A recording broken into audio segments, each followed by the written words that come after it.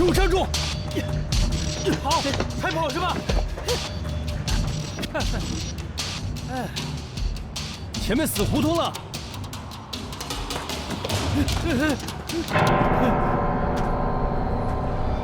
我操！秦墨没说小偷还持枪啊！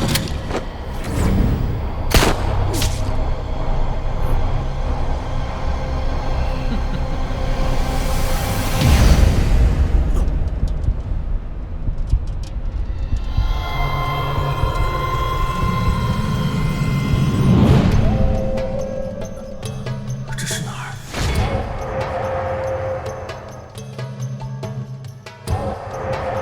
敢和本公子抢女人？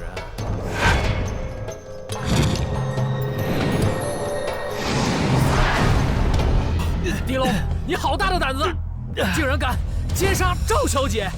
给我拿下！我竟然穿越了！这张禽兽为了抢我未婚妻，栽赃我奸杀赵小姐，现在是要阉了我，送公灭口啊！我倒是要看看，你这戴罪阉人怎么和我争？也不撒泡尿照照自己，凭什么娶上官婉？等你入了宫，我就替你尝尝这长安第一美人的滋味。做梦！赵家人知道是不会放过你的。知道又怎样？你这个废物，难道还想翻案不成？睁大你的狗眼看看，这就是得罪本官的下场。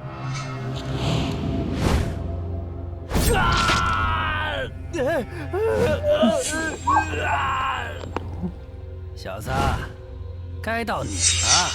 你不要过来啊！刀下留根！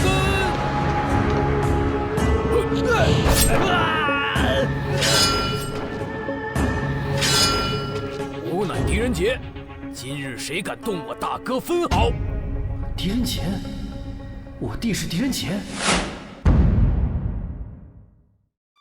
狄仁杰，你竟敢扰乱行刑！我哥是被冤枉的，他没杀人。冤枉？你还敢和我这堂堂大理寺少卿之子动手不成？赶紧把刀放下，否则我让你跟你哥一样进宫做太监。你，只要能让我重返命案现场，我定能查明真凶。你这个废物还想查案？呸！别动我哥！我动了，你又能把我怎么着啊？这大理寺上下，谁人不知你这废物大哥的风采？吃喝嫖赌样样精通，一夜豪赌输光祖宅，这回回查案，回回见血就尿裤子。把人带上来！放开我！放开我！婉儿，狗东西，你把婉儿抓来做什么？做什么？那当然是让他亲眼看着你被阉。放开我！今天就是天王老子来了，你这太监当定了。天王老子到！都闹什么呢？耽误了进宫的时辰，你们10个脑袋也担待不起。愣着干嘛？快动手！狄龙啊，辣椒油已经给你准备好了，今晚我让你爽翻天！张禽兽，你找死！哎呀，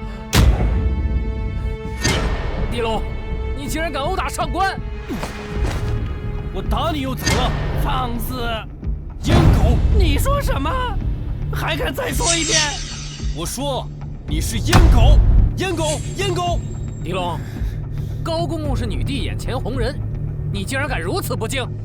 按大武律，杀人者须过堂，由大理寺验明正身，方可定罪问刑。本案1无仵作验尸，2无勘察探案，3无过堂问案。女帝红人草菅人命，藐视国法，你不是阉狗，是什么？那你想要如何？我要查案，若查不出，任凭处置。好，你跟他一块儿去。若查不出来，罪加一等。别人宫刑用一刀，咱家赏你10刀，让你慢慢疼死。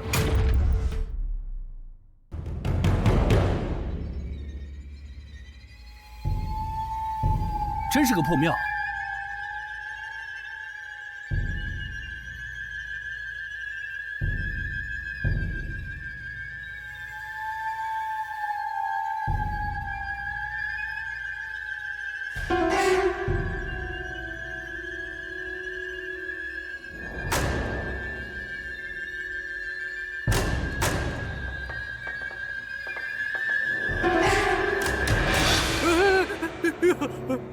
鬼！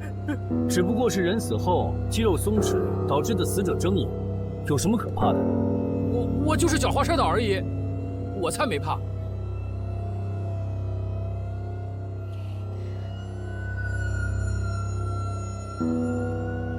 如此多的血迹，这里定是凶案现场。大哥，你怎么看？你这大哥怕早就尿裤子了吧？那恐怕要让你失望。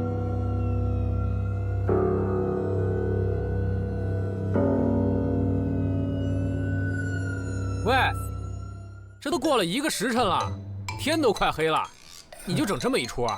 你懂个屁！这叫仪式感。只要是他杀，无论凶手隐藏的有多好，都会留下证据。装模作样，见血不晕又如何？今天我会让死者开口指认凶手。要想查明真凶，就得回溯命案现场。昨日我收到大理寺的衙牌，让我前往此庙追凶。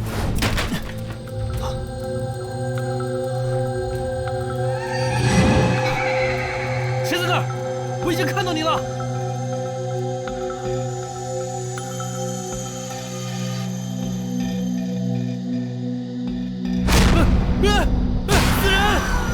死人！狄龙，你好大的胆子！你竟然敢奸杀赵小姐！不是我，不是我，不是我！有什么可查的？你就是凶手！还有不到2个时辰，等死吧！你胡说！狄龙哥哥连鸡都不敢杀，怎么敢杀人？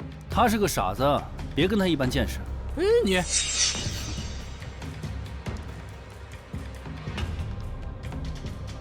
有点意思。大哥，你怎么看？这滩血迹一部分发黑，有一部分甚至还没有凝固，你知道为什么吗？猪鼻子插葱，装的还挺像。哼，大哥，你的意思是？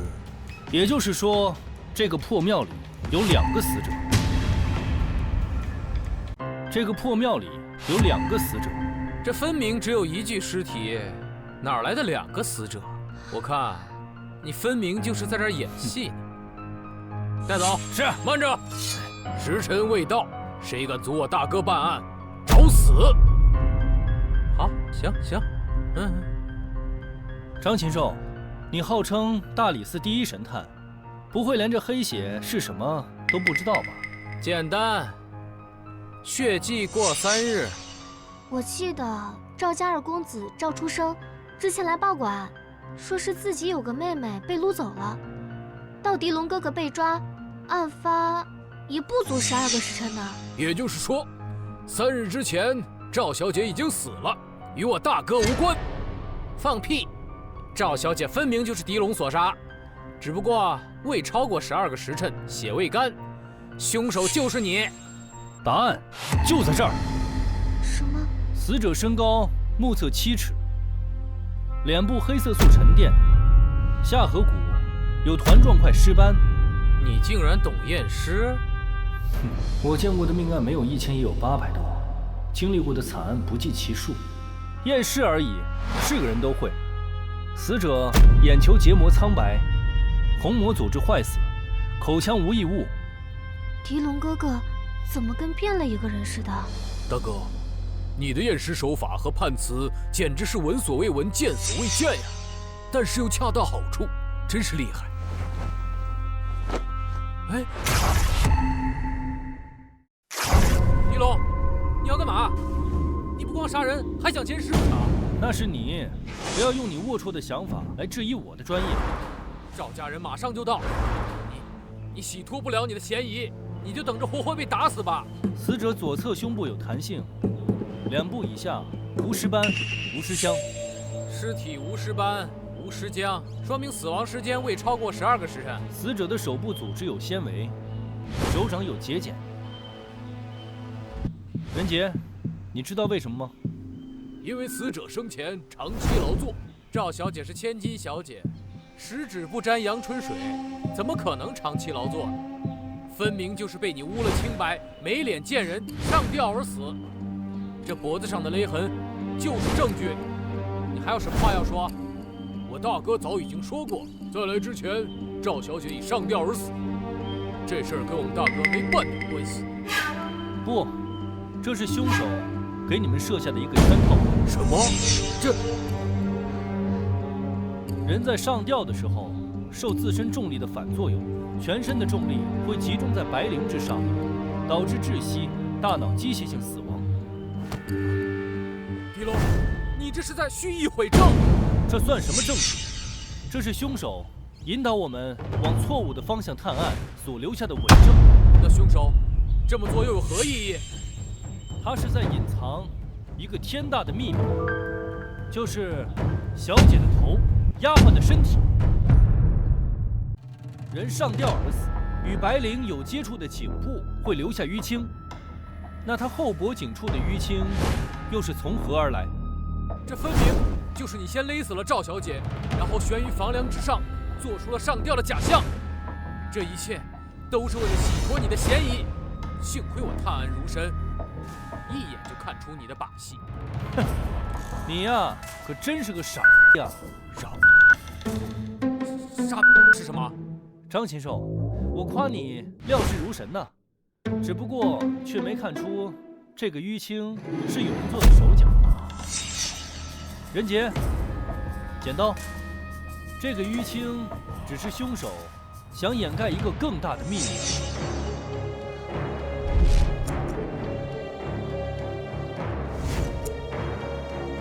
这个不是脱衣服的线。没错，凶手用针线将2个不同的尸体缝合在了一起。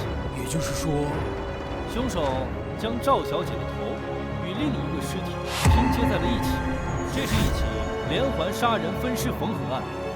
死者刚刚告诉我，凶手就是畜生，就是你杀了我妹妹。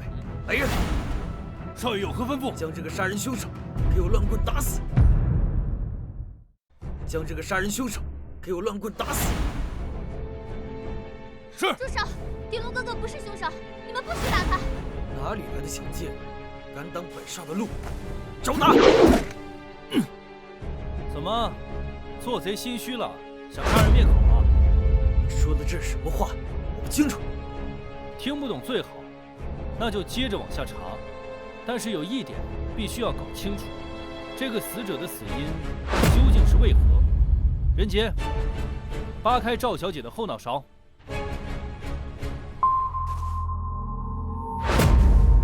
有伤口。死者后脑勺塌陷，颅骨破碎，足以致命。真正的死因应该是这样子。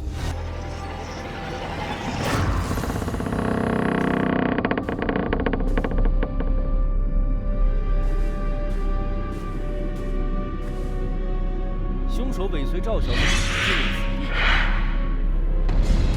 趁其不备，钝器击打，使其命丧当场。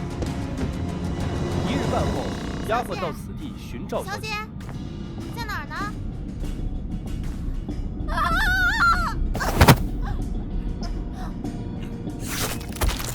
凶手将2具尸体从脖颈处切开，再缝合，就制造了死者死亡时间不过1日的假象。说八道，妹妹明明就是被你逼死的。凶手另有其人。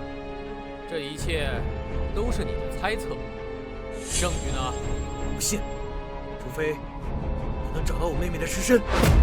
你妹妹的尸身就在这破庙里面，我敢断定，尸体就在这儿。我敢断定，尸体就在这儿。这破庙一目了然，哪有地方可以藏尸啊？你绝对是凶手！那赵公子觉得该如何处置此人啊？我要将他的肉一刀一刀活生生割下来，扒皮抽筋。我让他施加在我妹妹身上的痛，为凤还。我相信我大哥不会是凶手。狄龙哥哥一定会查出幕后真凶的。行了，本公此可没有时间在这儿跟你瞎耗。你现在请来，我才能让你死得痛快。等我爹来了，那可是要把你拆骨扒皮，碎尸万段。未曾过堂问案，你们怎么敢杀人？赵将军攻城拔寨，屡战屡胜，屡立战功。他的儿子为了给亲妹报仇，弄死一个畜生，女帝不会怪罪的。动手！是。狄龙哥哥，你快跑吧！大哥，你先走，我来保护你。好。废物果然是废物，只会抛下自己的兄弟和女人，自己先跑。谁说我要跑？你们不是想知道尸体藏在哪儿吗？那我就告诉你们。狄龙，你疯了吗？你要对神像做什么？当然是砸了他。疯子，你竟敢砸神像，就不怕引来神明之怒？就是因为你们不敢，我才要砸了他。倘若里面被人藏了东西，恐怕这辈子都不会被人发现吧。天！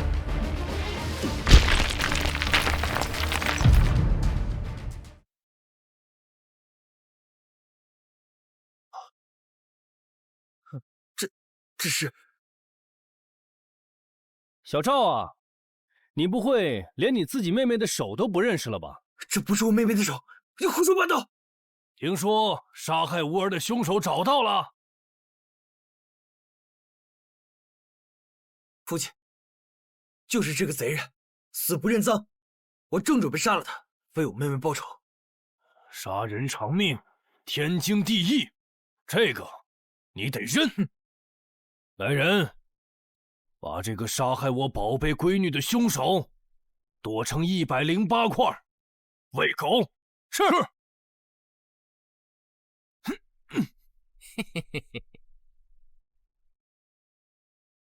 等等。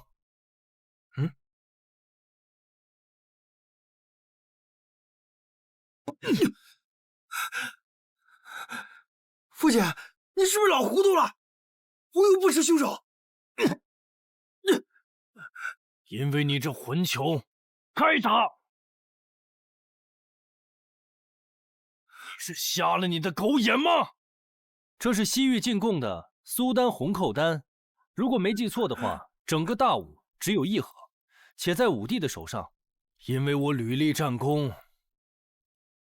武帝下令将此物赏给了本将军，本将军又把它给了我的宝贝女儿。那这断手的确是我宝贝闺女的。狄龙哥哥，你居然真的找到了！将军，佛像内发现了小姐贴身丫鬟的头颅。果真有2具尸体，一个是小姐，一个是丫鬟。那赵公子和赵将军现在还要弄死我，把我千刀万剐吗？啊，不，是老朽有眼不识泰山，还请狄大神探速帮我找出杀害我女儿的真凶。别着急，真相就在这儿。为何？因为凶手就在你们这群人当中。你放屁！我看你是想脱罪，想疯了。我本来就没有罪，为何要脱罪？在场，我是大理寺的人，这是赵小姐的家人，再无不相关人员。你说，在我们之中，这不是想脱罪是什么？聒噪！你怎么这么烦呢？我自然不会空口白牙的胡说，我有切实的证据，10步之内必出真凶。我看你就是装腔作势，企图脱罪。你就是杀害我妹妹的凶手。什么10步探凶，全是噱头。今天你不给我拿出证据，我就弄死你。那作案凶器算不算证据？本大人看了，这庙内没有作案凶器。那是因为你蠢。哎，你凶器远在天边，近在眼前。此庙年久失修，且无人上供，为何这香炉一尘不染？香炉是空的。大哥，在这血迹当中有大量的香灰，那只能说明这香炉就是凶器。什么？香炉？笑话！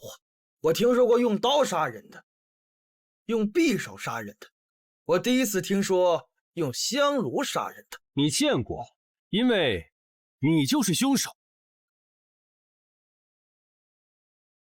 杀人凶手就是赵出生。你放屁！文玉是我妹妹，我怎么会杀她？狄龙，你果然开始胡言乱语。为了脱罪，你竟然诬陷！你现在就跟我回大理寺领罪！你先杀文玉，后栽赃陷害于我，信不信我现在就弄死你？狄龙哥哥这么说，一定有他的道理。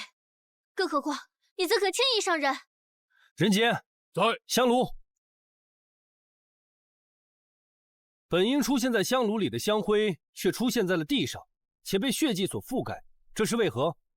这就说明曾经有人使用过这个香炉，并将烟灰撒到地上掩盖行踪，再用这个香炉行凶，是不是这个道理，大哥？但他却忽略了这个香炉上还有他没有处理掉的血迹。这个香炉就是杀人凶器。哼！这个死者的后脑勺所出现的伤口，一定是钝器所为，且伤口的形状与这个炉耳一模一样。而且，这个香炉的边上还有4个不同的手印，只能说明这个凶手在行凶的时候力气非常大。这个凶手一定是个高手。狄龙，谁不知道赵公子从小体弱多病，连壶水都提不动，怎会有武功在身？这么说，我儿就不是凶手？那凶手又是谁？当然是他。你别胡说。若凶手是狄龙哥哥，那方才找到的线索又算什么？是他，为了脱罪提前伪造的证据。来人，还愣着干嘛？把这个杀人凶手给我乱棍打死，为我妹妹偿命！别急啊，我说了，10步之内必出真凶。大哥，线索都断了，你这是做什么？编不下去了，准备写认罪书，认罪。谁说线索断了？我还有最后一个办法，指纹追凶。指纹追凶？如果你不是凶手，那你敢不敢把你的指印印在纸上，与这个顶上的指纹比对一下？敢还是不敢？不敢，你就是凶手。我相信我儿肯定不会是凶手。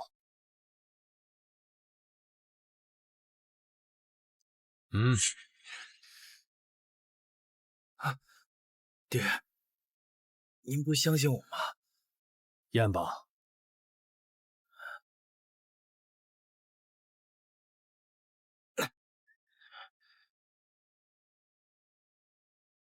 指纹是每个人的指尖纹路，且这个世上没有2个一模一样的指纹。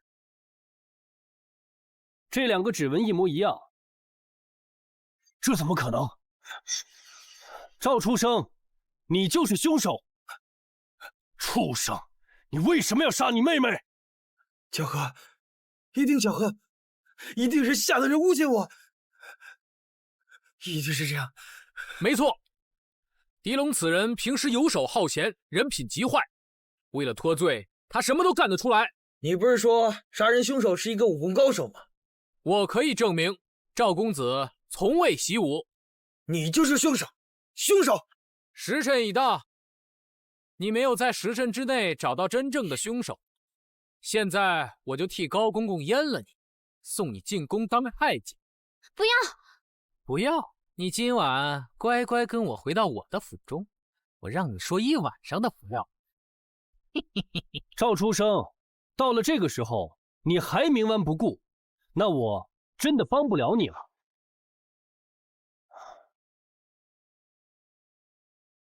烦请赵小姐有仇报仇，有冤报冤，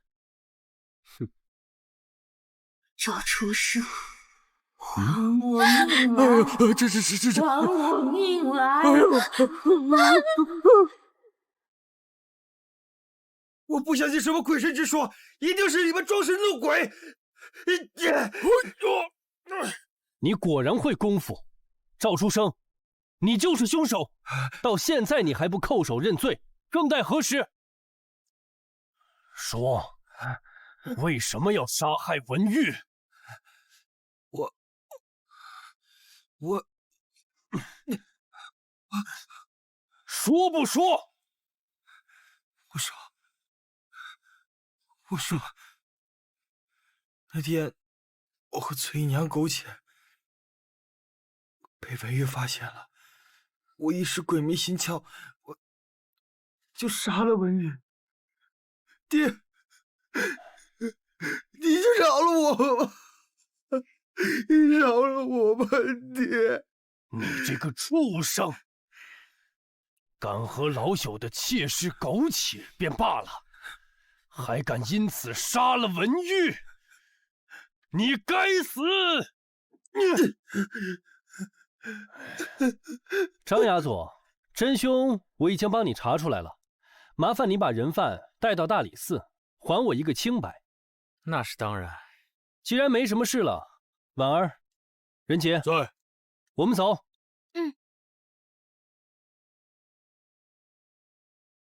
哎呦，饿死我了！等等，狄龙，这次算你走运，躲过了这一劫。下次你绝对躲不过。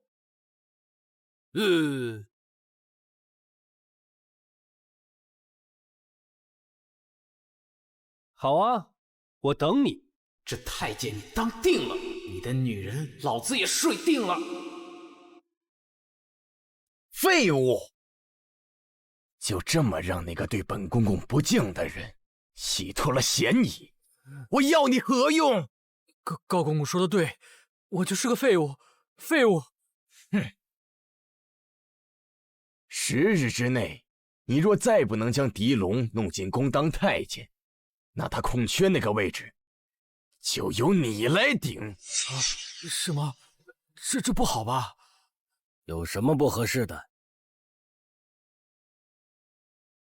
为父杀了狄龙之父狄正阳，只要狄龙兄弟俩不死，迟早有一日，他们会找我们报杀父之仇的。所以必须将他们斩草除根，以绝后患。若做不到，为父会亲自阉了你，亲自送你进宫当太监。啊！干杯！干杯！恭喜大哥屡破奇案，大理寺正那边已经下发了最新的公文，犯人秋后问斩。大哥你官复原职，咱们两兄弟又能一起追查杀父之仇的事了。狄大神探，老朽也必须敬你一杯。若不是你办案如神，赵出生那个畜生也不会认罪伏诛。来。哎，大哥，我有一事始终不明，为何赵小姐能开口喊冤？莫非这世上真的有鬼神？哼，这还不简单，因为我会赋予，那些厉鬼索命都是假的。是他做贼心虚，露出了马脚。我这……狄龙哥哥，你还会赋予呢？这还不是小意思，我还会……哪儿来的杂碎啊！竟敢跟本公子抢天下第1号花厅！真谁啊？不知道。当朝左相之子武昌吉。来人，把这几条狗打断狗腿扔出去！哼！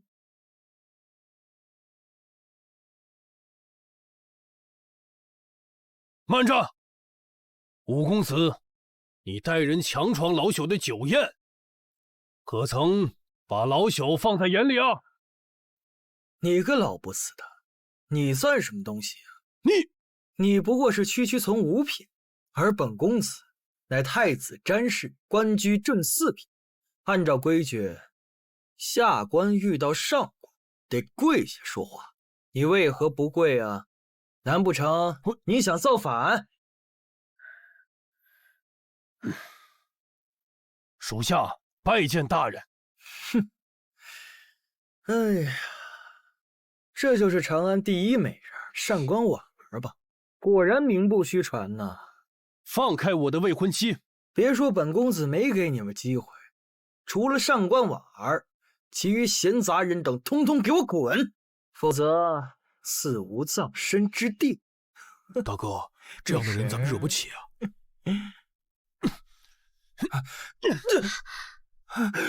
敢碰我的女人，我管他是谁，我打的就是他！流血了！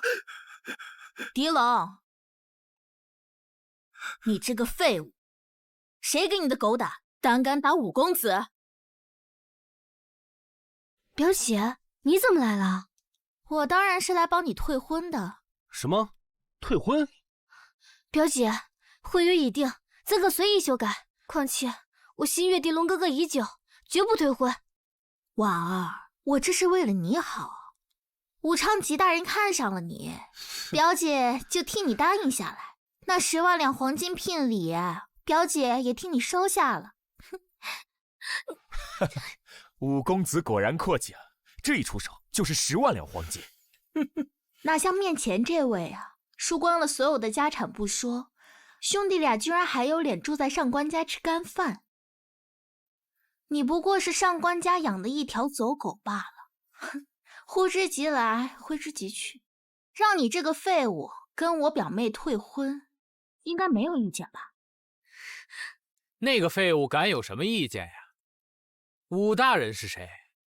女帝之职，皇亲国戚，这个位置是你这种人能坐的吗？滚开！武大人上座。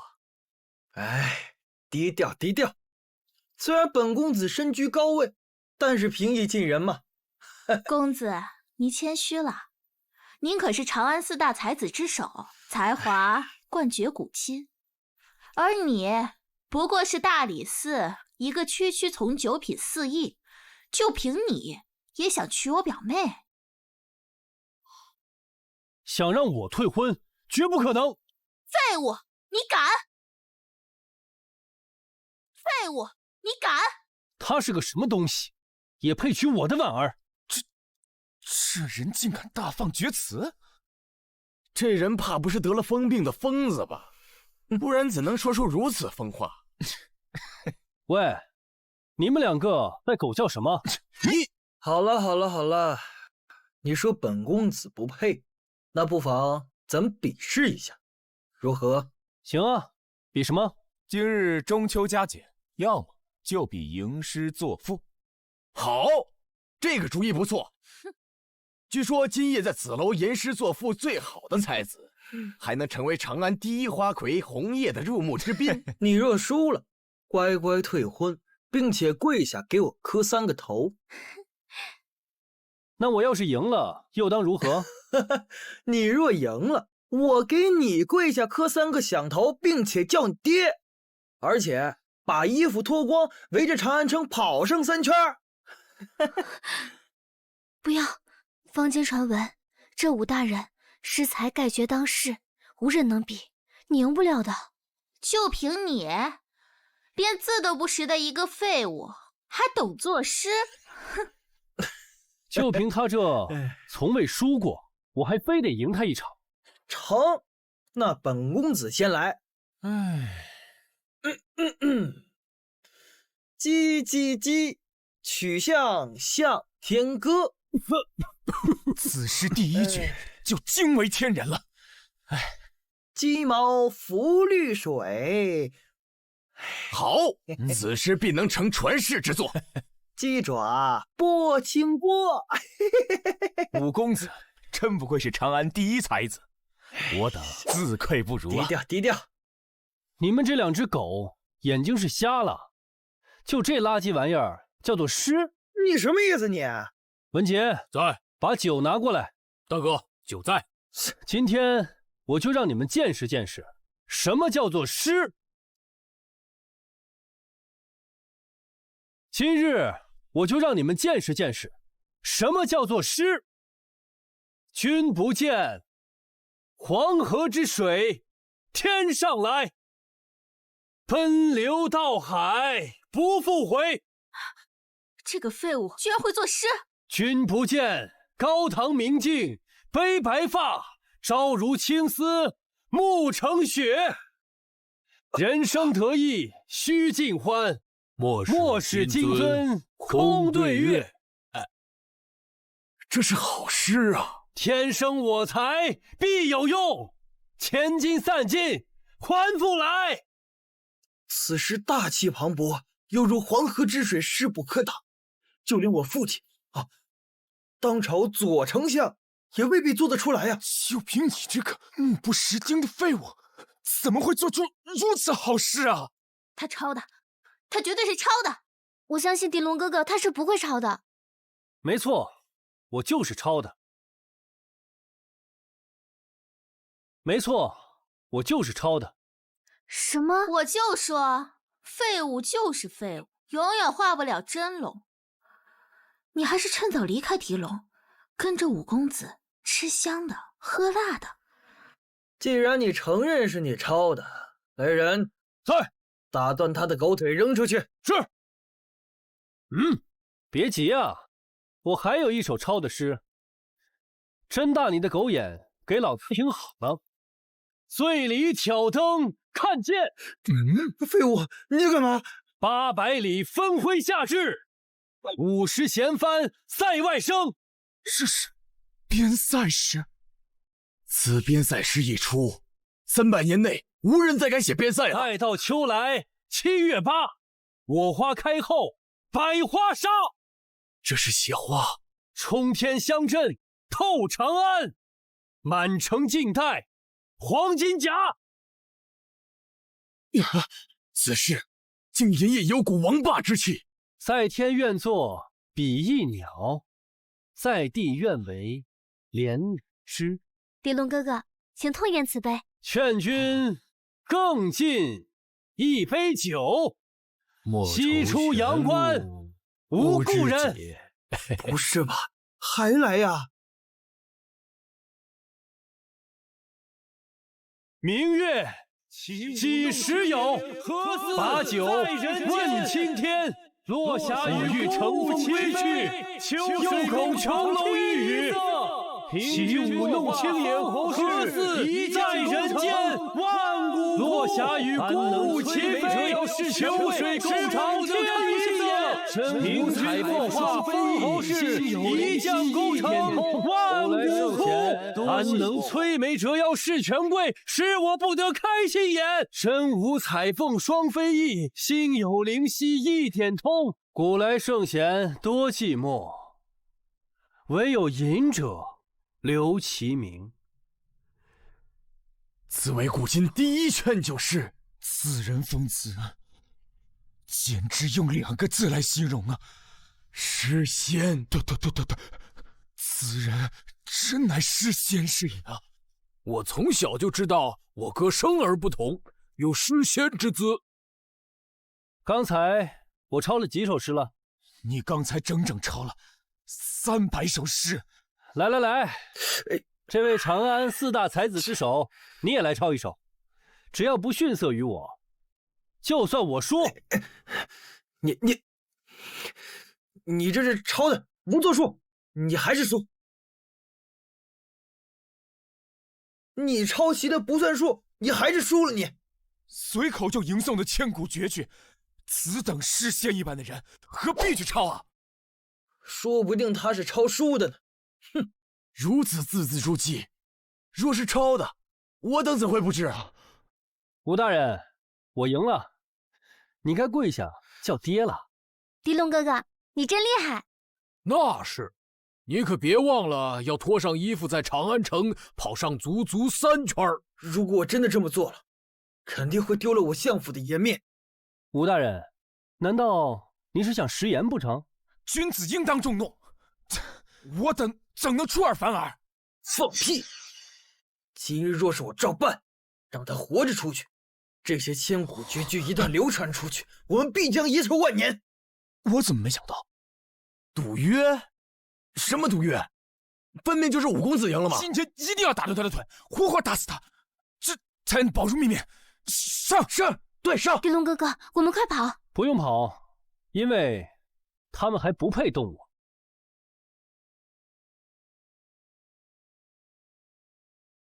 你今天若是敢动了我，明天我就让你们左相府鸡犬不宁。左相罢家，你们所有人都得流放街头。就凭你也配动左相府？还想让左相罢官，全家流放，你算个什么东西啊？对，今天你们谁也别想活着走出去，男的全部杀了，女的留到我的厢房里。我玩过之后，你们再玩。什么？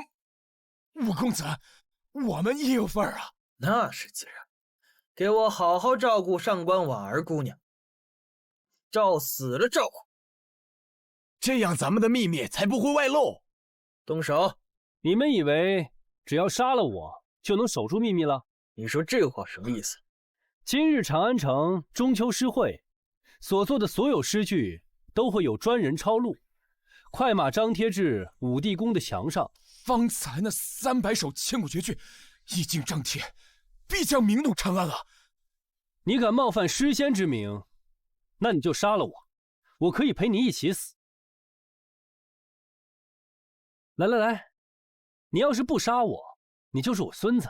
你当真以为我不敢吗？来，公子不好了！数万长安士绅齐聚花满楼，跪求面见诗仙狄龙。公子且慢，此人不能杀呀！你为何阻我？区区一个贱民，我有何不敢杀？若此时杀了他，楼下数万学子冲上来，你们觉得他们现在上来，会不会把你们撕碎了喂狗？好你个狄龙啊！你给我等着！得罪了我，就算是玉皇大帝也救不了你。我说的。武大人，那今天的赌约，下跪？放屁！有本事你扳倒我的靠山，否则想让我跟你这个狗下跪，做梦！我们走。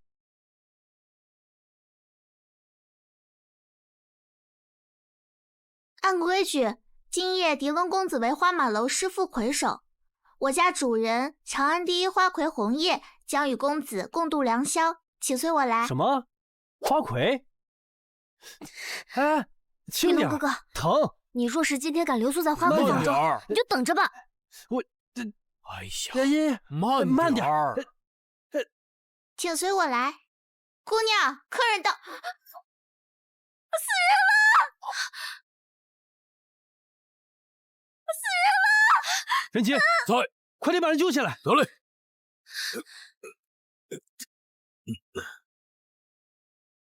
大哥，死者身体如冰，没了气息，应该是死了。凶手究竟是谁？那还用问？红叶姑娘约的是你，你一来这人就死了，你当然就是凶手啊！那按照你这个逻辑，你老母亲今天早上跟我打了个招呼，也挺巧。那你是不是得管我叫爹呀？你，任杰，哎，把我的工具箱拿过来。得嘞，叫哥哥。哼，幸亏我提前准备好了猪肠手套，否则显得我多不专业。死者身高6尺1，皮肤组织完整。胸前无伤痕，也没有扭打痕迹。那这花魁是自缢死的吗？大哥，你怎么看？错，是他杀。啊？这大家都看见红叶姑娘是悬梁自尽，何来他杀？眼前的这个白绫就是证据。这个白绫离地得有8尺，死者的身高才6尺。如果不是他杀，死者怎么够得着？那他的死因是？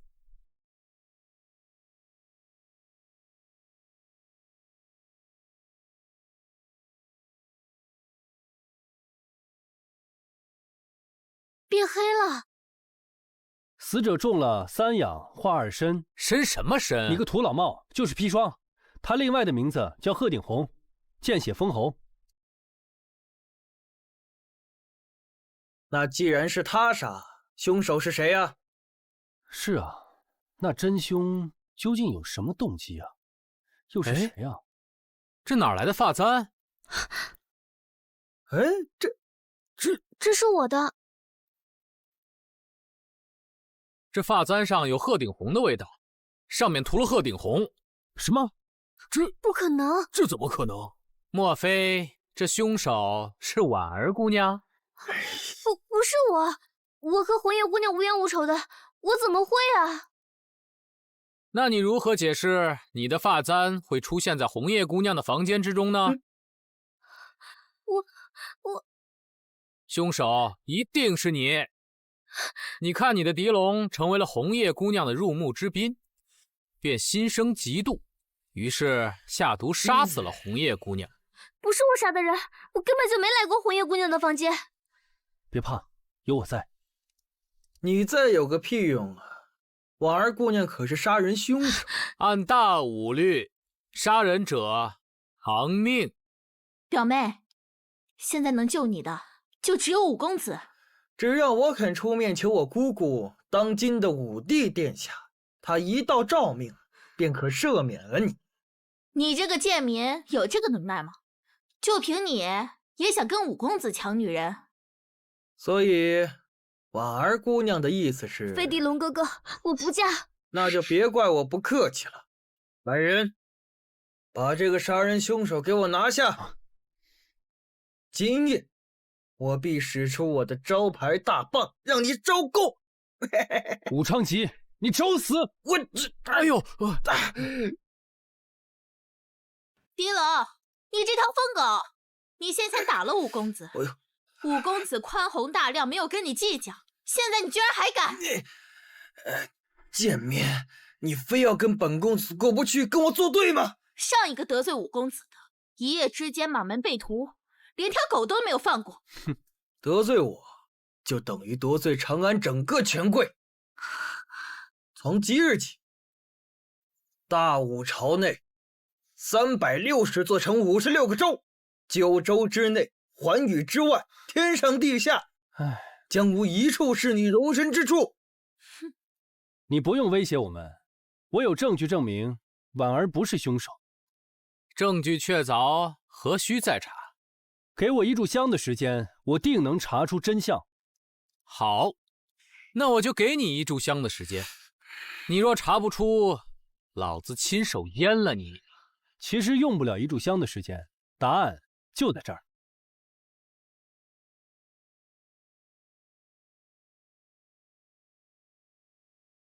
怎么可能？嬴政居然没有变黑？更离奇的还在下面。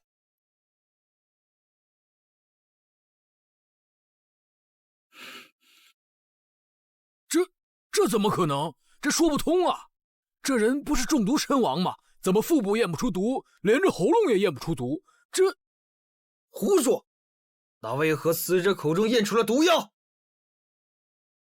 死者根本就没有中毒，他是被人勒死之后，被人强行灌下毒药，做出中毒的假象。哦，对上了。这就是为什么能解释他腹部也没有中毒，喉部也验不出毒。这下就能证明人不是我杀的了。婉儿姑娘也不用高兴得太早，只是查出死因而已。杀人凶手还未找到，你的命啊，悬呐！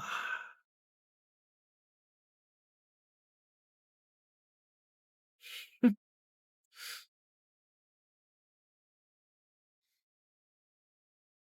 我知道凶手是谁了。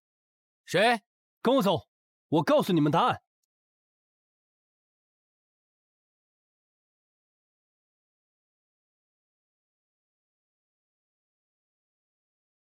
大人，这点小事何须您大驾光临，下官处理即可。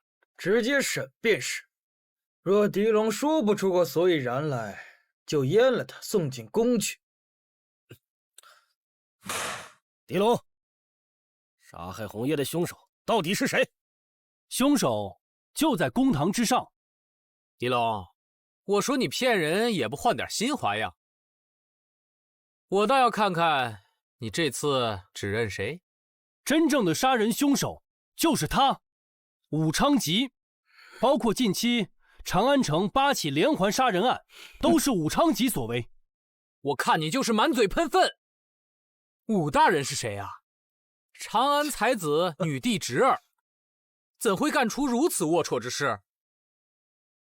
武大人，你可不能轻饶这个污蔑您的贱民啊！你说本公子是凶手，你的证据呢？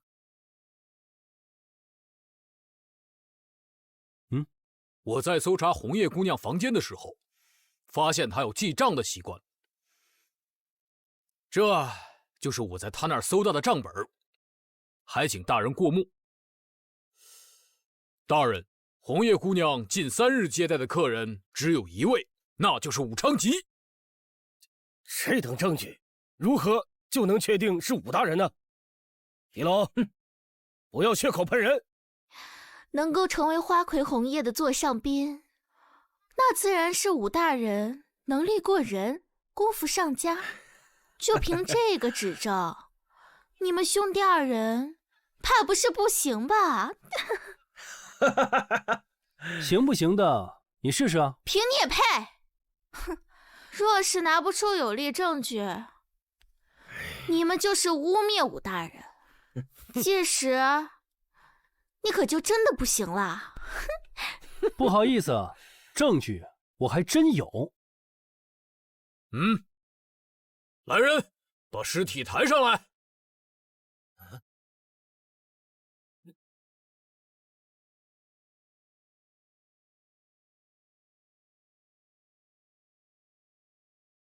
这具尸体的脚趾被人给剁了，这就是最后一个证据。消失的脚趾和武大人有什么关系啊？狄龙，你怕不是穷途末路，疾病乱投医了吧？我看你是趁早认罪，并且挥刀自宫，没准武大人还能留你一条狗命。我现在已经知道了完整的作案手法与杀人动机，待我说完，真相便可公之于众。当时我回到了命案现场，发现房门紧闭，被人故意堵上了。更可疑的是，身为百花楼的花魁，用的应该是最名贵的银双炭，可他偏偏用的是最下等的褐炭。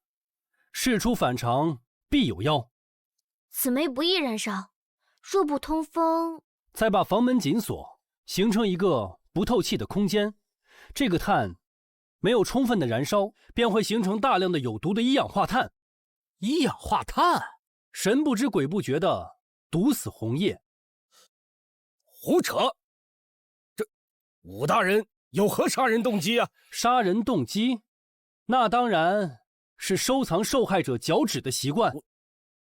你没发现近期8起连锁杀人案，受害人皆丢失了脚趾？没错。最近发生的8起连环杀人案，最后去现场勘查的时候，定案全是自杀。同样都是门窗紧闭，房内都有一筐褐煤。大胆狄龙！你所言皆是猜测，除非你能找到那些失踪的脚趾为证，否则证据就在这公堂之上。任杰，在，劈了他！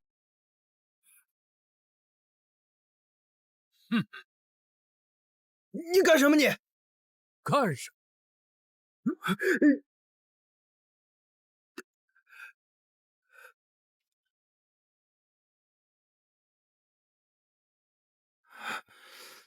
这些都是人骨，且都是人的脚趾骨。证据就是你有收藏被害人脚趾作为人骨善的癖好。吴长吉，物证俱在，你还有什么可狡辩的？狡辩？我为何要狡辩？人就是我杀的，我何惧之有啊？我乃女帝之侄，殊荣无限，区区几个指节能成为我扇子里的骨节，那是他们的荣幸。我要亲眼看着这些绝世美人在我面前活活疼死，任我鱼肉。他们越痛苦，我就越兴奋。这指节就是我的战利品。张大人，武昌吉已经认罪，请您立刻下罪入狱。笑话！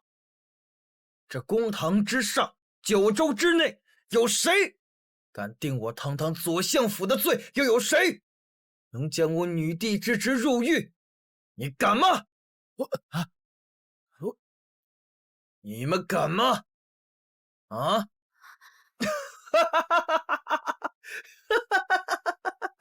刚才就是一场误会，武公子绝对不是杀人凶手。本官宣布，武公子与本杀人案无关，当场释放。你若不死，公道何在？你若不死，千里难容。那9条枉死的人命，该何处喊冤？那又如何？你还敢杀了我不成？来，朝这杀，朝这杀！你敢啊？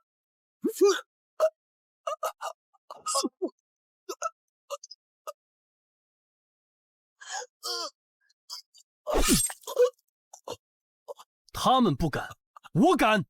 就算是豁出这条命，我也要为枉死之人讨回一个公道。居然敢杀我！武大人死了，狄龙杀了武大人。还愣着干什么？快进宫禀告女帝！快把这杀人凶手给我抓起来！慢着，我大哥为民除害，何罪之有？错就错在他杀的是武大人，这是女帝侄儿，此等过错应该千刀万剐，五马分尸。给我拿下！不可以，婉儿你不要命了，赶紧跟狄龙撇清关系啊，免得拖累了自己啊！无论发生什么事，我都会永远相信狄龙哥哥的。放开我！传女帝口谕。大理寺4役狄龙伙同狄仁杰谋杀朝廷命官。即刻扣押进宫，面见女帝。带走。狄龙，这下你连阉人都做不了了。嘿嘿嘿嘿。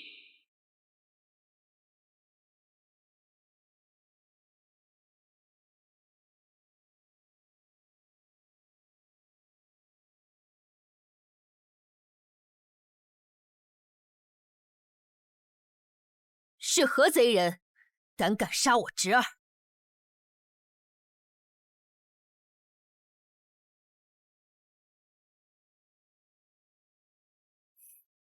谁是狄龙？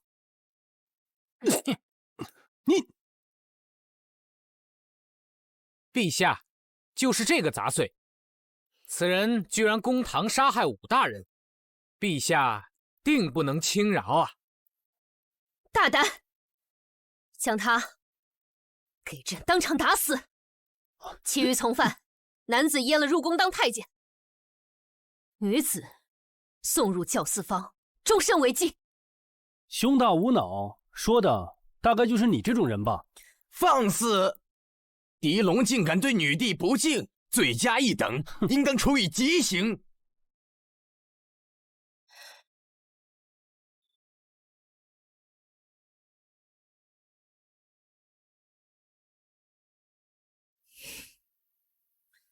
刚刚说什么？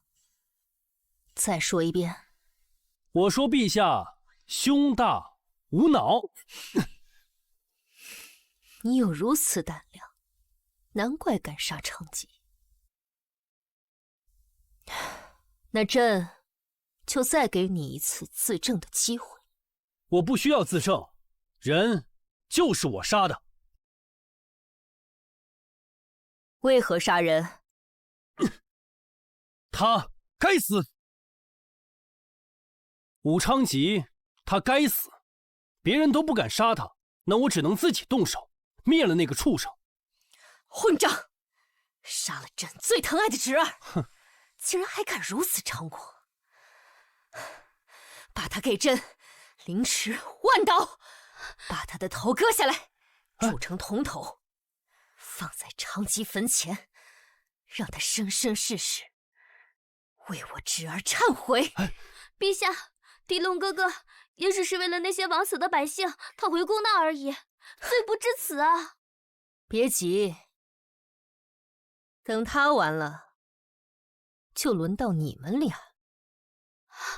拖下去！国有此君，不出10年必亡。牙尖嘴利，竟还敢辱骂于朕！罪加一等。那就先拔了舌头，再凌迟吧。哼！狄龙哥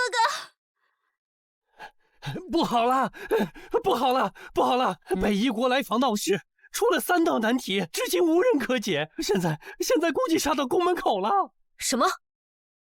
我堂堂大武朝，竟无能人了吗？北夷王子说了，若是无人解除这3道难题呀，将派10万铁骑来犯。大武出力，暂无可用之兵，这可如何是好？我能解决那3道难题。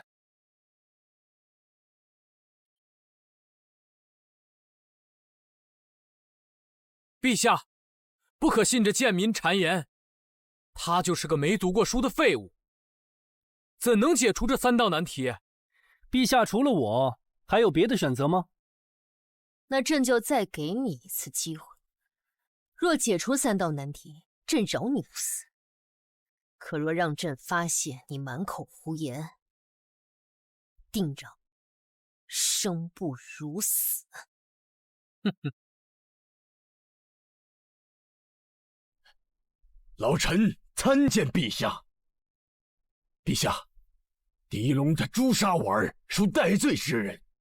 况且他目不识丁，如果让其他使臣知道了，岂不是要笑话我大武朝？武昌节死有余辜，左相，你难道想要包庇？还口小儿，就凭你，也敢智慧昌吉？有本事你打我呀！来！够了！北夷使臣已经入宫，丞相暂且放下成见。陛下，一个胸无点墨之人，他又如何能回答出3个问题？我如果回答不出那3个问题，我愿当场自刎谢罪。区区9品司隶也敢口出狂言，就凭你随便说出满朝文武乃至大学士都说不出来的3个问题，你简直痴人说梦！老臣今天就立在这朝堂之上，看你如何自刎，以慰吾儿。见女帝跪。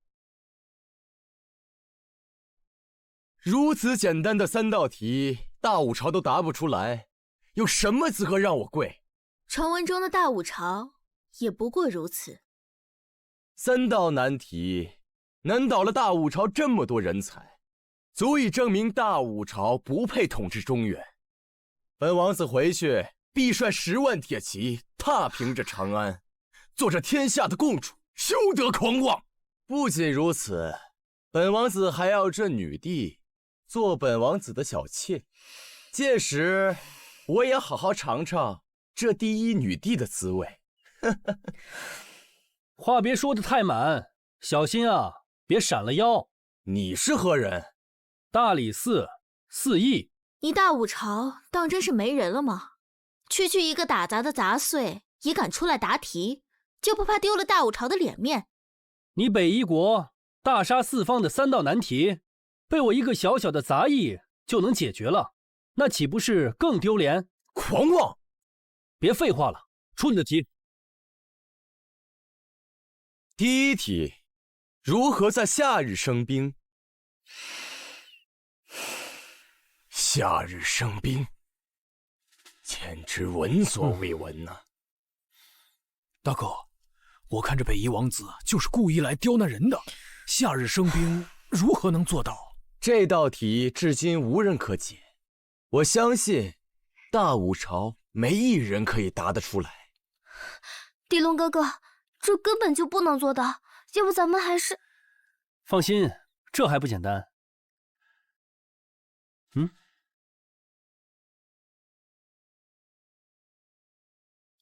话可不要说得太早。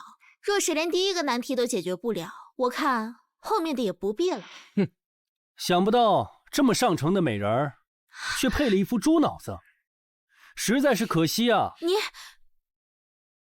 莫急，等他答不出来，我就杀了他，到时举功长安就师出有名了。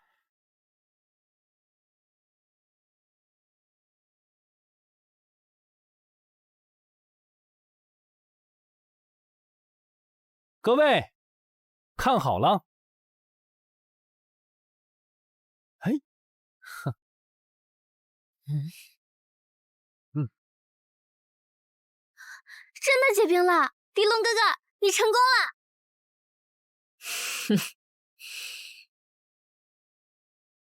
这怎么可能？怎么可能能有人在夏日成冰？此物为生石灰。遇水吸热，产生化学反应，即可夏日成冰。在我们大武朝，连3岁小孩都懂。那为何之前满朝文武解不出此题？那不是为了给你留面子，没想到你是给脸不要脸，非得把脸凑上来给我打。你贱不贱啊？好，好，好，狄龙，解出3道难题，朕重重有赏。喂，下一道题不会还这么无趣吧？你不够走运罢了。3道难题，这只是其一，也是最简单的一道。那你放马过来吧。第2题，人如何在空中飞行？既然大武朝有你这种人才，不妨我们立个赌约。如果你赢了，我北夷将归还燕云16州；若不能，得，我要是不行，我把长安城给你。陛下，狄龙他简直在胡闹啊！他这拉着咱们大武朝，他在陪葬，应将其当庭杖毙，以儆效尤。狄龙，此题已超出常人所想，你当真可以？大哥，不可呀！就算是这世上最好的轻功，也无法让人在空中飞翔啊！就是啊，狄龙哥哥，他分明就是在刁难你，不能答应。你放心吧，那女帝和满朝文武是想让我大武朝不战而败，一辈子做个缩头乌龟，被某些人踩在脚底下，像只王八一样不敢吱声。等会儿归还燕云16州的时候，可别肉疼。哼，这小卷毛什么玩意儿，跟泰迪似的，切！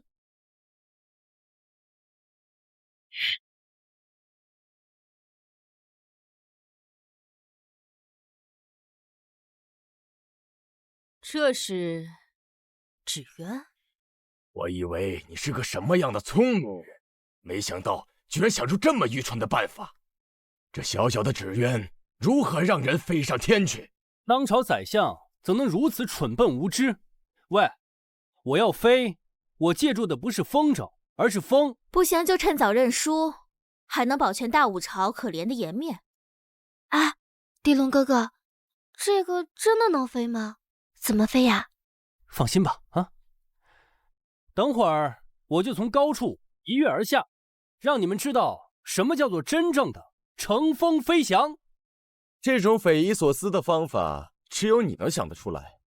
从高处一落而下，难不成你怕本王子弄死你，想提前自杀不成？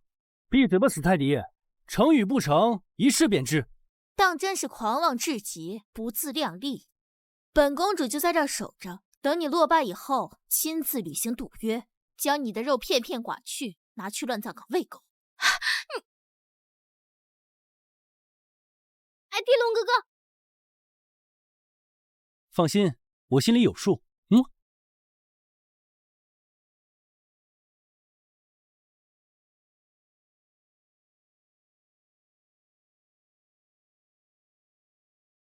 陛下，这个狄龙啊，简直就是谎话连篇。这么一个破纸鸢，怎么可能让人飞上天去？待会儿您可千万不能轻饶了他。好风凭借力，送我上青天。哼，我来啦！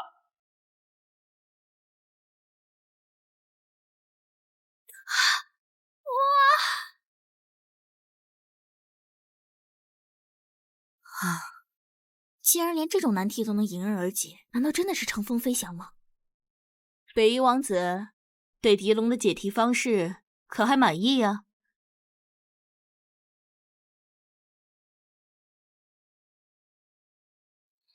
放心，婉儿，我没事儿，就是可惜了公主，剐不了我的肉了。你绝对是碰巧钻了大家不知道的空子。那还不是我大哥智勇双全，才智过人，想到了世人想不到的法子。莫非是你们北齐输不起了？狄龙，凭借你今日的表现，朕可以饶了你。但若想加官进爵，还得赢第3场。太帝王子，还不赶紧出题啊！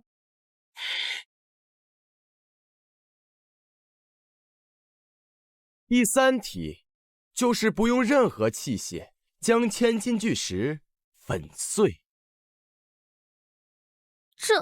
这怎么可能做到吗？这件事千古以来绝无一人可以做到。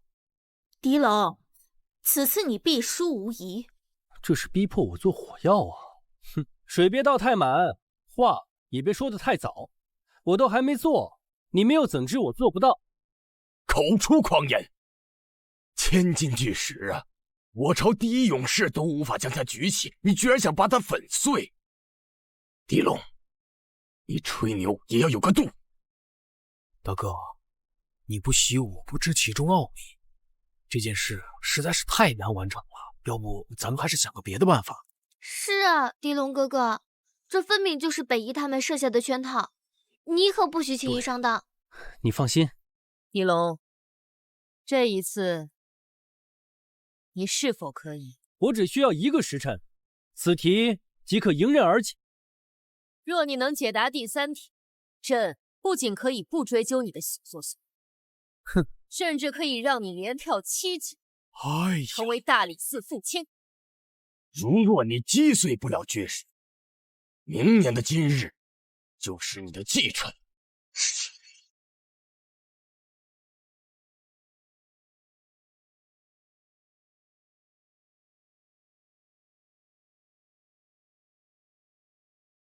这就是我破题的神兵利器。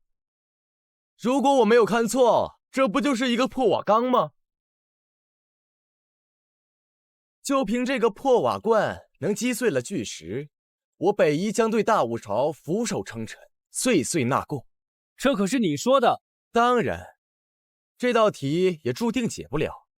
如果你输了，咱们先前的2场比试区不作数。什么？3日之内，我北夷的铁骑将踏平长安，天下易主。哎，走远点，小心我的利器可别伤了你。本王子不走，我偏偏要站在这儿，我倒要看看这个破瓦罐怎么伤得了本王子。好啊，待会儿可别怪我没提醒你。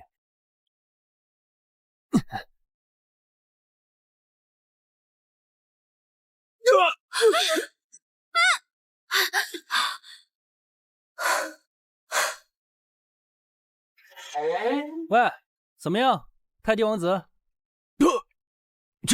这怎么可能？这怎么可能？这玩意儿万一掉在了北夷国，恐怕方圆100里都会夷为平地吧？莫非这是大武朝新研制的秘密武器？这是在警告我北夷。武帝陛下，是我北夷有眼不识泰山，妄想挑战大武朝。眼下看来是我们错了。往后北狄定对大武朝俯首称臣，岁岁纳贡，永不犯边。狄龙哥哥，你太厉害了，不仅连破了3题，还让北夷俯首称臣，简直是我的骄傲。大哥，你真棒！运气好罢了，贱民始终是贱民。既然狄龙已经连破3题，朕便履行之前的承诺。狄龙听封，即刻起升任大理寺副卿之位。吾皇万岁万岁万万岁！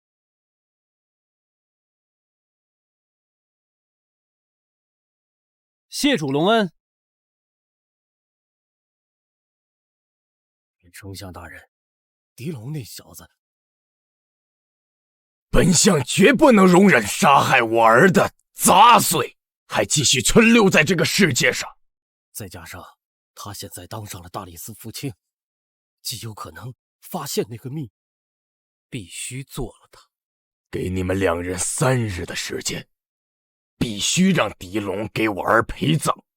如若不然，你们就进宫给我当太监，做姐妹。丞相大人，请放心，我不会让狄龙安稳地坐在大理寺副卿的位置上。我与禽兽定会让他身败名裂，活不过3日。听说西街又开了一家新的脂粉铺。来喽！久等了，客官，新出炉的大包子。嘿，大哥，话不多说，兄弟我祝你升官发大财。你们别光顾着喝呀，这陈家包子铺做的包子是10里8乡出了名的好吃，味道奇香无比，你们快尝尝。那我尝一尝。不对，这包子馅里边怎么还有骨头啊？骨头？看着不像是猪骨啊，大哥。这是人的手指。呸！人肉包子铺。升堂！我看谁敢动！李龙，你私设公堂，你眼中还有我这个大理寺少卿吗？我的官帽可压你一级！大人，请你吃包子。拿包子贿赂我爹，我看你这脑子！那是人肉包子。陈家包子铺吃出的人的骨头，这么大的命案，你说我为何不能升堂？包子能吃出人的手指头？狄龙，你怕不是升官发财，把脑子烧坏掉了吧？人？我看这不就是猪骨而已。我看你是刚当上副卿，想办点案子给上面看吧。指骨纤细，分为3节。底、体和小头，周围有肌腱和神经。猪指骨只有1节。是否为人骨？你堂堂大理寺少卿，不会连这个都不知道吧？那本宫怎么看着他就是一个猪指骨？父亲大人说的对，这分明就是一根人的手指。你们父子2人歪曲事实，草菅人命，心中可还有半点良知？在大理寺，我爹就是规矩，就是良知。来人！大理寺副卿狄龙为谋求正经办假案，给我赏30大板。婉儿妹妹，你最好和狄龙保持距离，赶紧退婚，免得拖累你啊！我早就说过了，我非狄龙哥哥不嫁。你以为这30大板下去，张家父子会让他们有活命的机会吗？那我就更不能让狄龙哥哥挨打了呀！愣着干嘛？动手啊！张贵正，你目无律法，毫无良心。你这大理寺少卿之位，我看你是做不成了。那就看看谁先死，给我拖出去打！今日谁敢动我大哥分毫？狄仁杰，你也想挨板子吗？高公公到！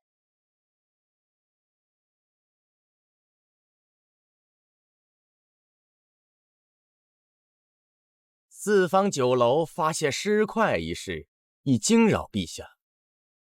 你们大理寺需尽快破案，本公公亲自监督。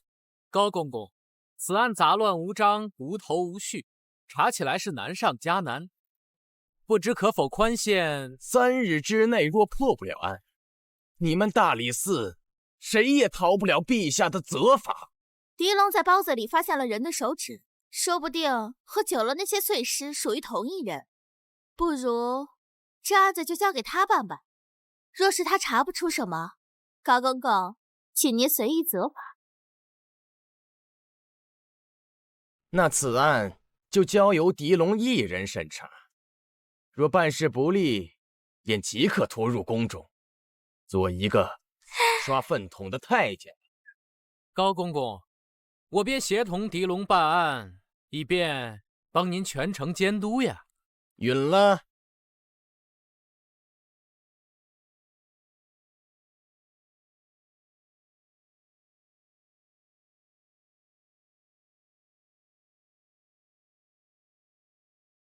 这什么味儿？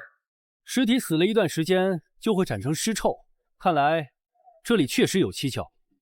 酒楼日日处理酒肉，难免发烂腐臭，就凭这个断定有蹊跷啊？狄龙，你脑子有病吧？任杰在。尸体已经被分成了很多块，想一次性找齐不太可能。只要能找到盆骨，我就能确认死者的身份。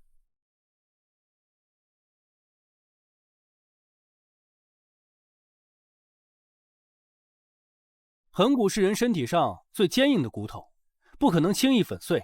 任杰在，你可以着重去缸里面寻找，看有没有。你也搜。我是来监督你的。我是大理寺的副卿，你只是个哑佐，你敢不听我的话？我要是进宫为奴，我一定带上你。嘿，你什么你？要么搜，要么给我滚！大哥，这个缸中的这味道，这盆骨一定在这个缸里面。你去看一下。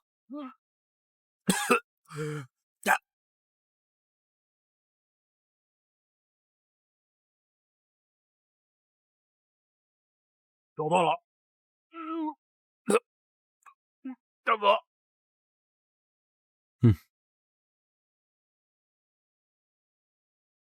看这盆骨的形状，死者应该是个成年女性。给我接着，这可是关键线索。任杰，这里已经找不到其他线索了，我们再找找看，还有没有其他骨头。得嘞。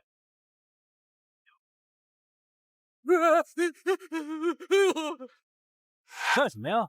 就这么点胆子？一个猪头而已，瞧你那出息！狄龙，我杀了你！你杀了我？哼！就你这点胆子，还敢杀了我？任杰，拿上盆骨，我们走吧。这里已经找不到证据了。进来。大人，杀人案的凶手已经找到了，此人是酒楼的伙计，叫王武。站好。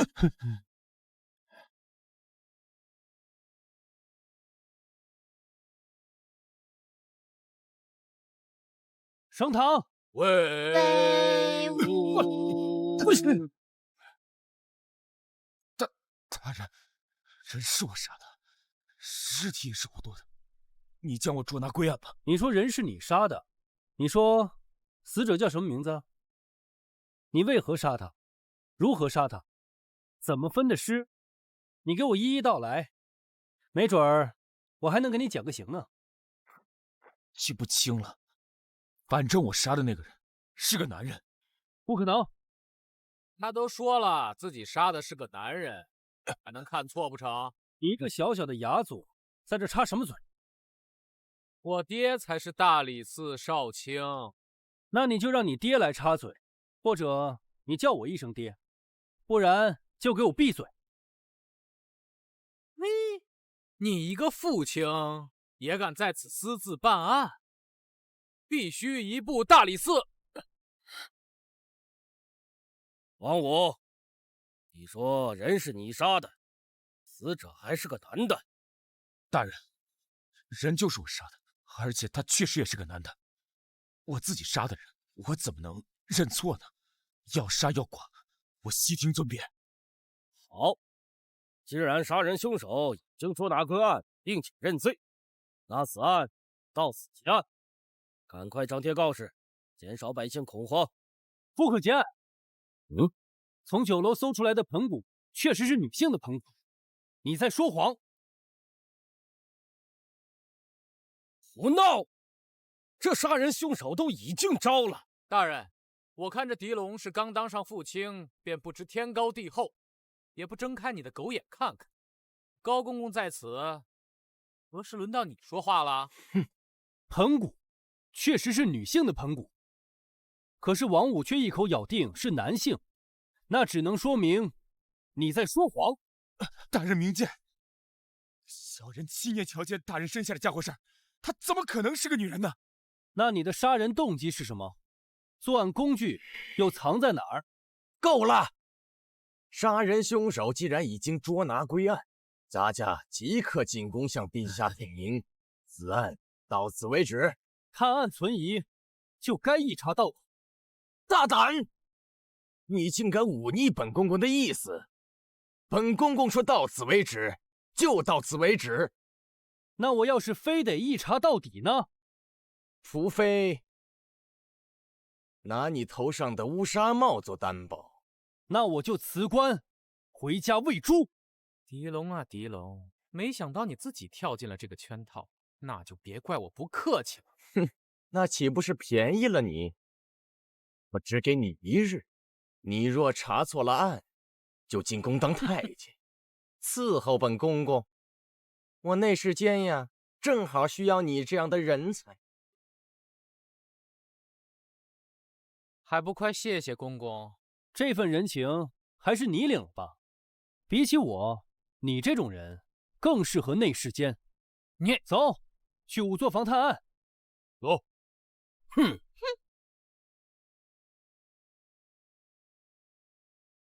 哎呀，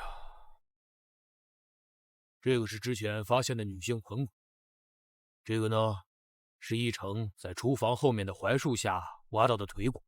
这怎么可能？女性的腿骨纤细，男性的腿骨粗大。这根腿骨有很明显的男性特征。莫非我之前的判断真的出现了错误？这怎么说得通啊？可到底错在哪儿？狄龙，1日之期已到，真凶尚未查出，那之前的赌约就当场执行。给他上宫刑，一定要足足切够18刀，不许上麻沸散，让他活活疼死。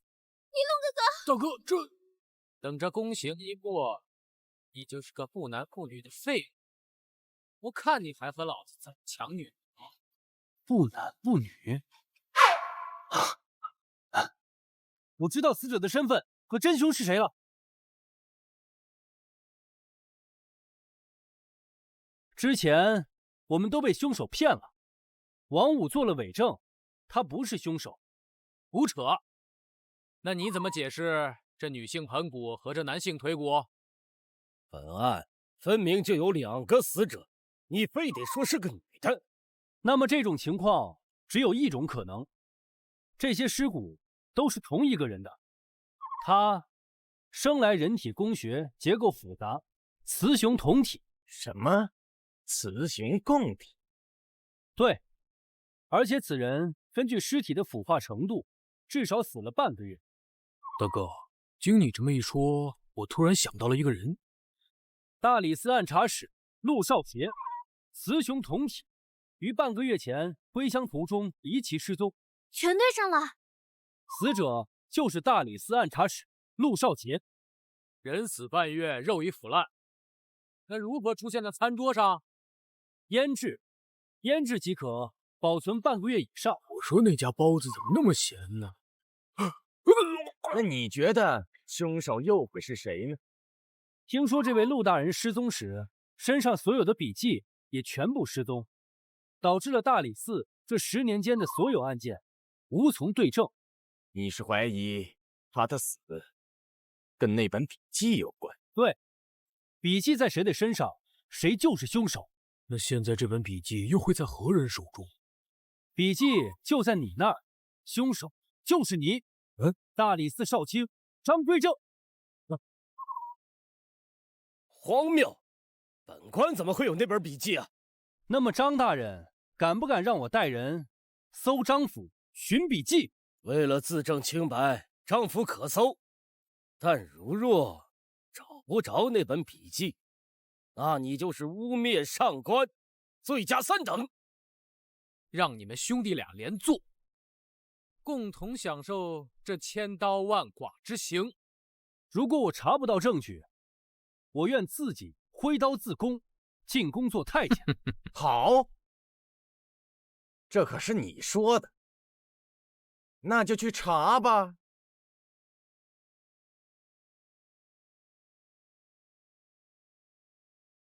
狄龙，你这都搜了1个时辰，若再找不到什么账本，我现在就弄死你！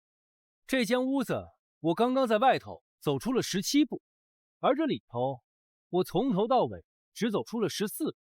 这3步之间，这就意味着这儿有密室。狄龙哥哥，我刚在密室里发现笔记。哦，这就是张氏父子的催命符。此笔记详细记载了这10年间张家父子收受的巨额贿赂和冤假错案明细。张氏父子为了保守这一秘密，将陆大人杀害，将他做成了包子分尸，最后给我哥下套。他们这是想一箭双雕。可是你百密一疏，却忘了这最重要的证据。混账！拿本公公当枪使是吧？来人，先把这个造谣生事的张禽兽给阉了，以儆效尤。带走。你。高公公，你只抓走张禽兽，却放过张归正，是何等意思？那你的意思是，张归正，你身为大理寺少卿，掌一国刑法，知法犯法，以权谋私，罪恶滔天。按大武律，放肆！你敢表示上官？按大武律，应革去官职，斩立决。好，就按你说的办。来人，拖下去。大哥，咱们的杀父之仇已报，足以告慰家父的在天之灵，也算了了咱们兄弟的一桩心愿。狄龙，你以为你弄死了我，就报了杀父之仇了吗？你什么意思？我只是帮凶，杀你父亲的人另有其人，他就是……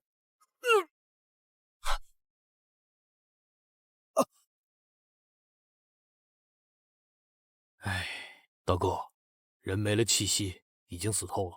看来我父亲命案的背后还藏着另一个大人物。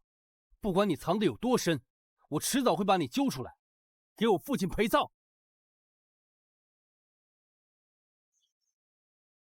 奉天承运，武帝诏曰：大理寺父卿狄龙才思机敏，护我国威，又屡破奇案，清除奸臣，封诏封其为大理寺新任少卿。谢主隆恩。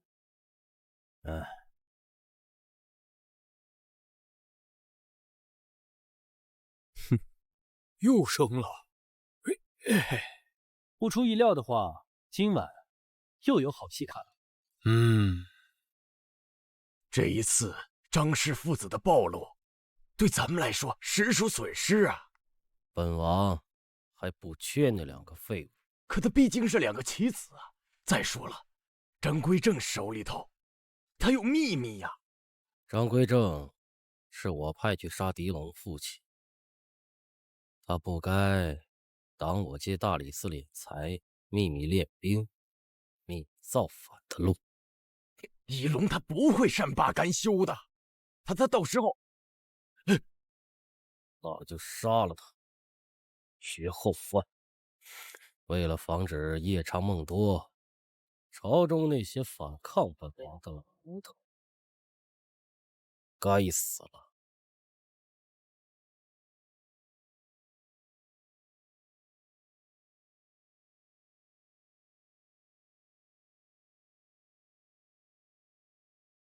出来吧，从平康坊东头到西头，你不烦，我都烦了。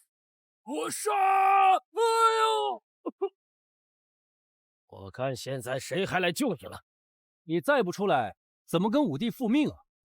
狄龙哥哥小心！我谢你！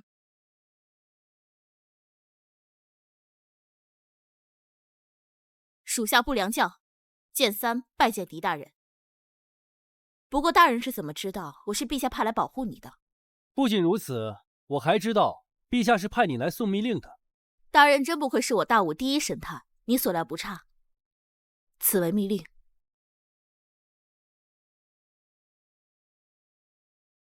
陛下是想让我追查张归正为何公堂被刺杀，追查张氏父子失踪的赃款。女帝令从即日起秘密册封狄龙为昔日不良人首领，任不良帅，太好了，掌天下10万不良人，并特赐天子剑，便于行事。3品以下，皇权特许，先斩后奏。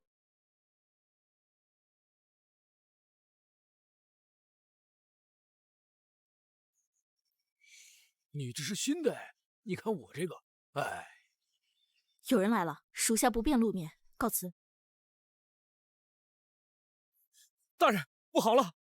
朝中城内有龙王出现，屠杀朝中官员。现在已经有数名官员葬身于此，你快去看看吧。这背后的人终于忍不住动手了，来得正好，我们走。走。哎呦，这怎么回事啊？又死人了。大哥，这位是正一品的张太师，这位是正二品的刘丞相。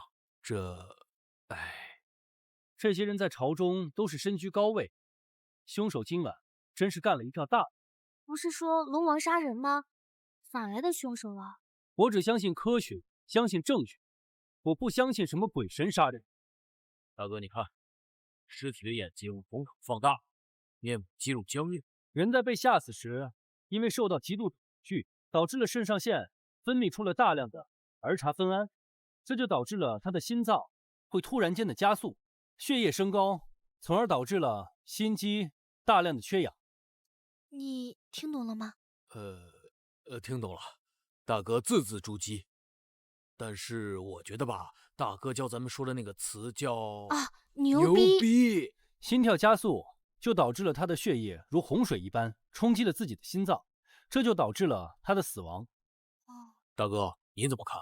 根本就没有什么龙王杀人之法，一定是有人在背后操纵，这是一起连环他杀案。根本就没有什么龙王杀人之法，一定是有人在背后操纵，这是一起连环他杀案。狗官，我亲眼所见，昨日龙王向现世杀了这2个贪官。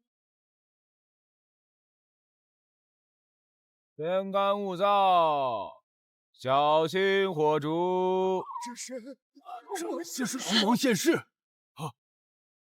自古男子女卑，男子称帝，女子为奴。大吴女帝有违天和，惹天怒。我有何吩咐，我等一定照办。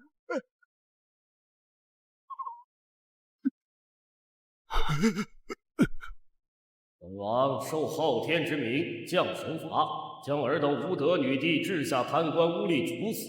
女帝执迷不悟，不退位让死，将再降天罚，祸及大吴百姓。秦明杀人，凡人何敢窥探？找死！我杀人了，杀人了！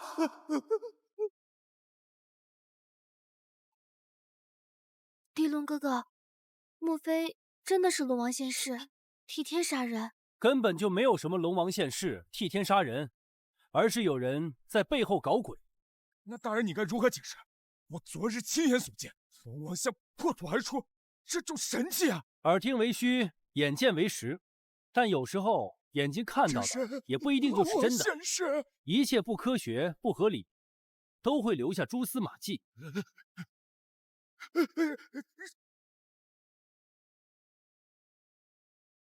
这龙王像在这里多久了？从我记事起，这个龙王像就从未挪动过。那也就是说，至少得有20年了吧？周围土地应该是夯实无比。是啊，说也奇怪。最近这长安城的天又无风又无雨，风和日丽，怎么这块的土地会如此的松散？那一定是有人移动了神像，伪造神迹。这么说的话，这个案子就是人为的。对，此案一定不会是鬼神作祟，而是有人在背后操纵。哟，如果我没看错的话，2条疯狗断案，我还是第一次见。司正，你们大理寺都没人了吗？怎么派这2种货色来断案？司马小姐，见笑了。爹，这老宗谁啊？比高三德还装。这人是咱们的顶头上司，大理寺正卢安。表姐，你怎么又来了？如果我不来，你又要陪狄龙去送死。我劝你还是早点跟他退婚吧。表姐，我说了，我不会退婚，更不会离开狄龙哥哥，我要和他共同进退。你就是大理寺卿狄龙，对，案子查的怎么样了？这个案件有疑，需要继续追查。此案有何可查？这明明就是摆着龙王杀人，铁证如山。本官宣布，此案了结。不能结案，案件存疑，根本没有什么龙王杀人，而是有真正的杀人凶手。司正，你们大理寺的人都是如此庸人，就是立了点微薄的功劳，就敢顶撞上司。那司马小姐觉得该如何处置？目中无人，顶撞上官，应掌嘴80，以儆效尤。还愣着干什么？给我掌嘴！放肆！我大哥乃是武帝亲封的大理寺少卿，我随意行。我可是你们的顶头上司，大理寺本官就是天，天下刑名是非黑白，本官说了算，本官就是法度，我说谁掌嘴，谁就得被掌嘴。狄龙，如果你不想被活活打烂嘴，就乖乖的把这婚书签下，赶紧跟婉儿一刀两断。然后呢？然后我的表妹上官婉儿就成了卢思正的大公子的新娘。我不嫁，那个卢家大公子分明就是个傻子。你敢不嫁？你敢不签？狄龙罪加一等，当场格杀！我是绝对不可能退婚的，没有谁可以把我跟婉儿分开。大胆！还不将犯官狄龙给我拿下，砍了！高公公到！高公公，你是来当我的救兵吗？陛下口谕。此案事发突然，引得朝野动荡，百姓议论纷纷，令大理寺尽快破案，以平息民愤。难道连陛下也要这么草草的结案吗？放肆狄龙！我看你就是条疯狗，现在就连陛下圣旨都敢违抗。我看再让他当3天官的话，是不是就敢造反了？那我今天就要造一次反，让你们好好看看。大人，你要干什么？当然是要推倒神像，查找证据。若是惊扰龙王，降下神罚又当如何？是啊，如果真的有龙王，那就让他降下天法来劈死我。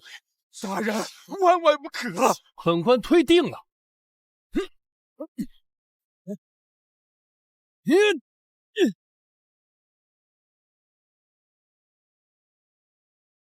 狄龙，你是疯了吗？你竟然敢推倒龙王像！这样做一定会惹了天怒，致使我们大武天下大旱，水涝不断。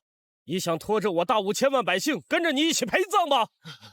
狗东西，打死他！打死他！打死他！打死他！我找到凶手杀人的证据了。豆芽也算证据。你胸大无脑，我不怪你。龙王像放在这里年代已久，土地夯实，怎么可能长出豆芽？这神像下面阴暗潮湿，长出些豆芽实属正常。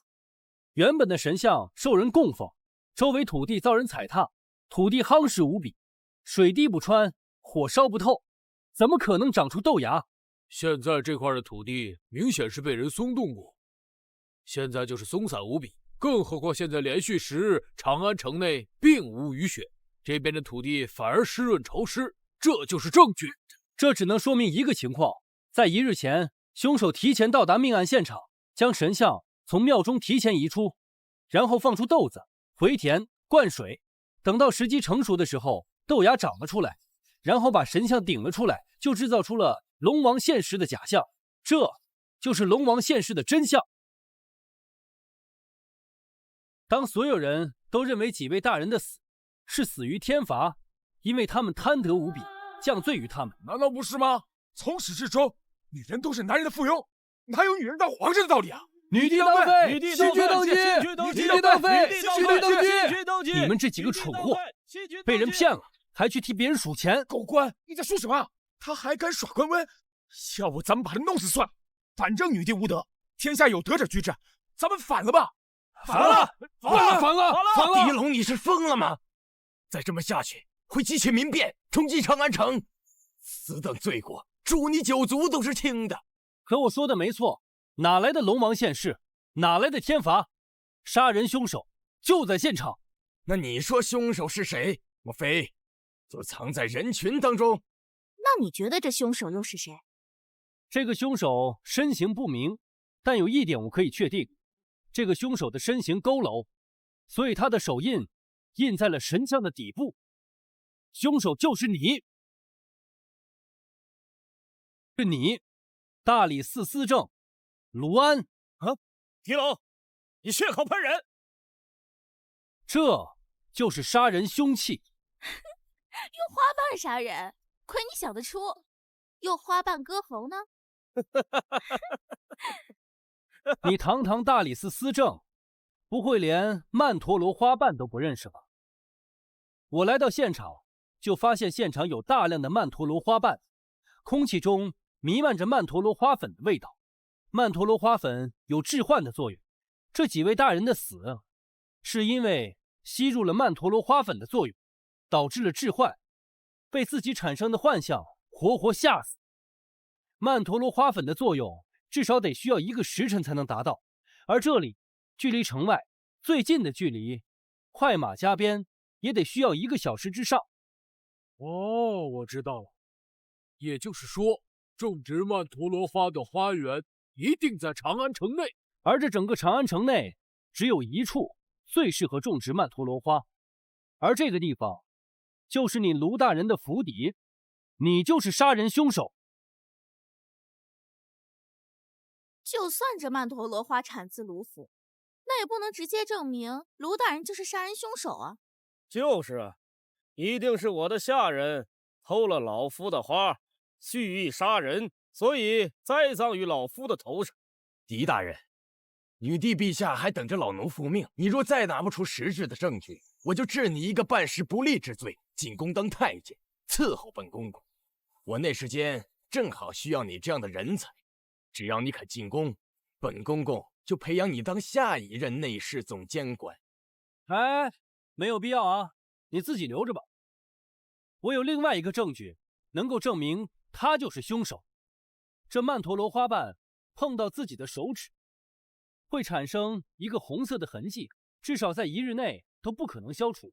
卢大人，那就请您把双手展开，让大伙看看您手中到底有没有这个痕迹。本官不是凶手，何须自证？那我多有得罪了。啊，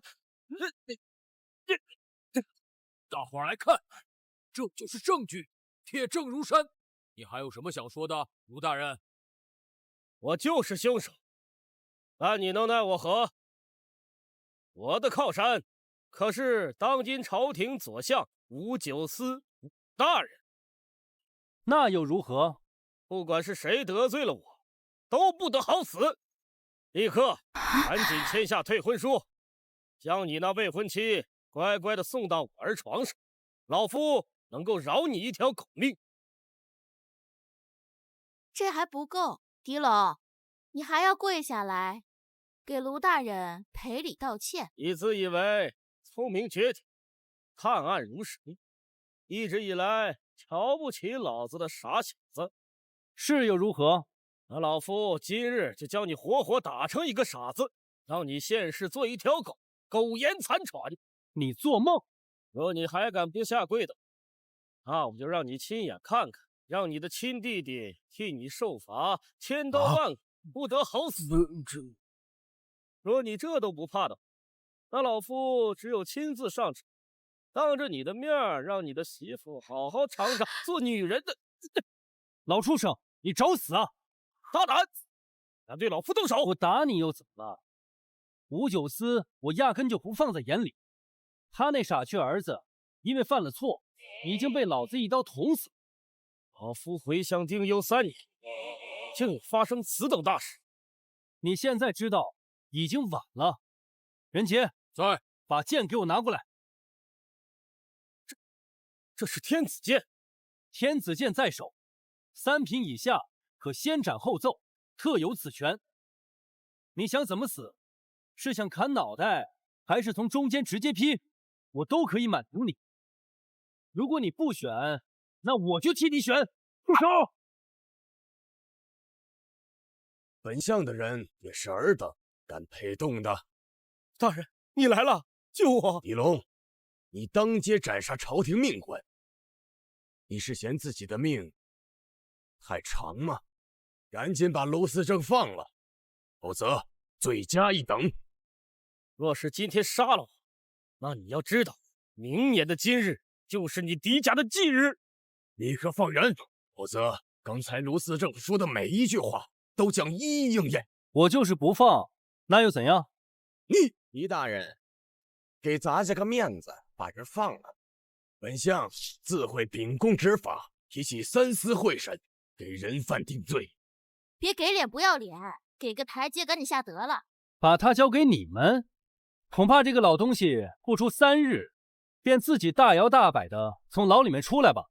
你是故意不给本相面子，要跟本相结成死仇吗？左相大人，你的面子在我这儿不好使。大丈夫生于天地之间，岂能低眉折腰事权贵，使我不得开心颜？老子斩你就斩你，我今天就要替天行道！你还真敢杀本相的人！杀你的人，那又怎样？来人，押起来！别动！本相等的就是这么一天。刚才我所说的都是机遇，你中计啊！带走，入宫面圣。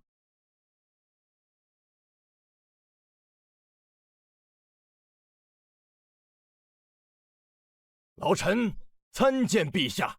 陛下，狄龙嚣张跋扈，在长安城内请出天子剑，不请示于天子，私自斩杀上宫，罪行滔天，按律当斩。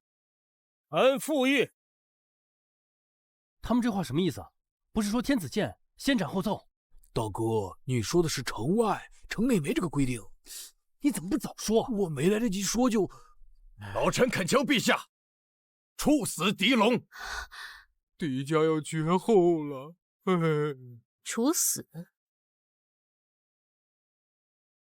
为何处死？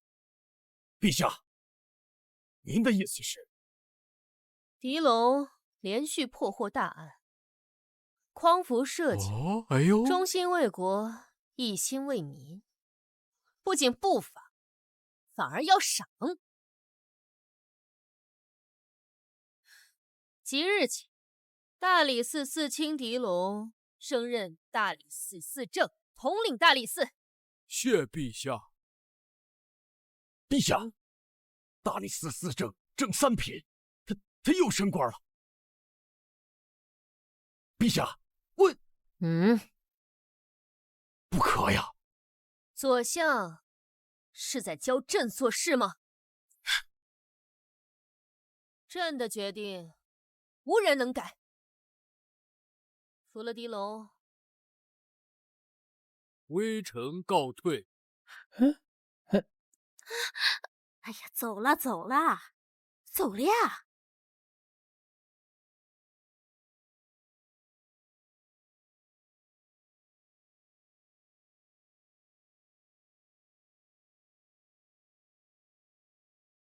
你人不错，聪慧又通透，不如留下来侍奉朕，如何？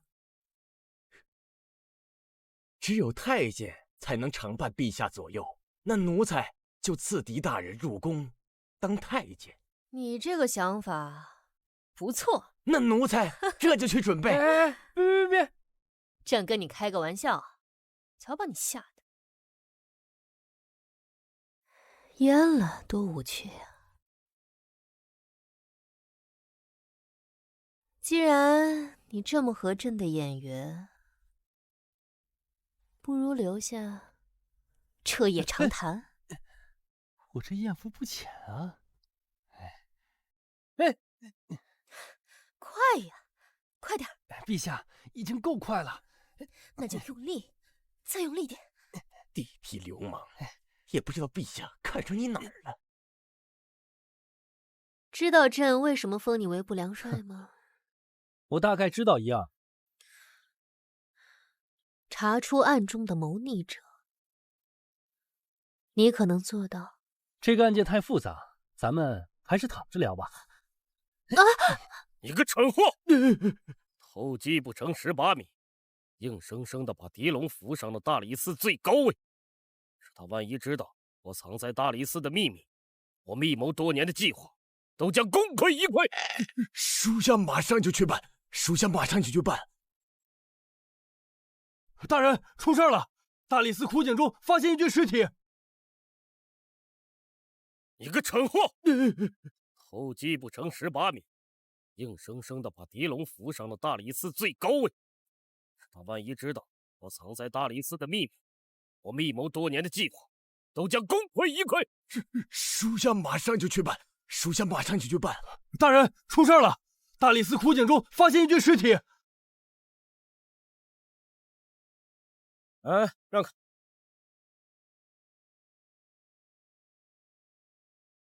大人，昨晚有个肆意喝醉了酒，失足掉进了井里，在井中意外发现了这具枯骨。任杰，让你带的东西带了吗？带了。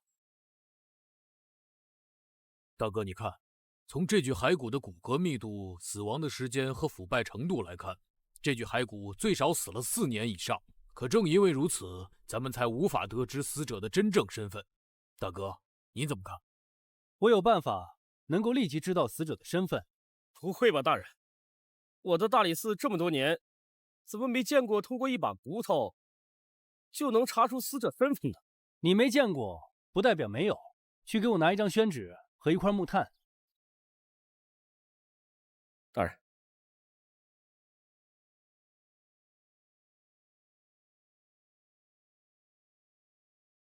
大哥，莫非你还会摸骨断案？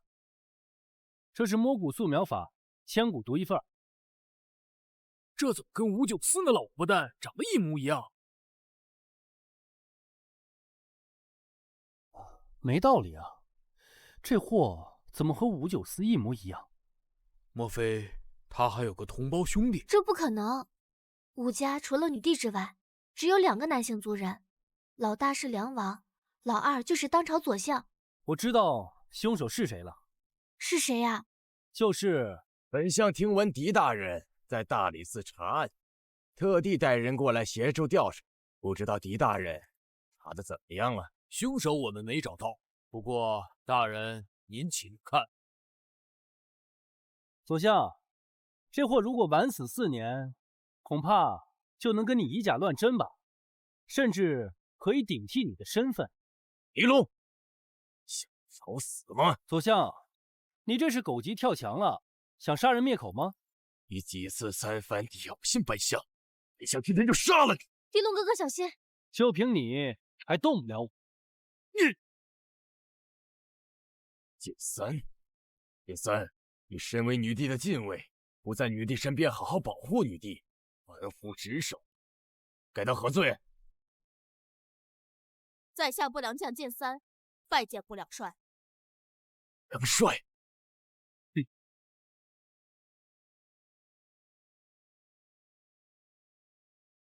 微臣新任大理寺司政，率10万不良人不良帅狄龙，拜见陛下。听说大理寺古井中发现一具枯骨，可探明死者身份？启禀陛下，臣用摸骨素描法发现了死者的样子，可是发现了这个死者竟然跟当朝左相长得一模一样。你说什么？我怀疑当朝左相594在4年前就已经死了。狄龙，你可知你在说什么？这位站在我面前的左相，我怀疑他根本就是冒名顶替。胡说八道！我与陛下一母同胞，如果我是冒名顶替之辈，陛下又怎能不知道？狄龙，你真是胆大包天，竟敢污蔑当朝丞相，一介皇家骨肉，罪责五马分尸。此事当真？陛下，臣的摸骨做相法绝对不会出错。陛下，如若您不相信老臣，老臣甘愿滴血认亲。按左相的意思办。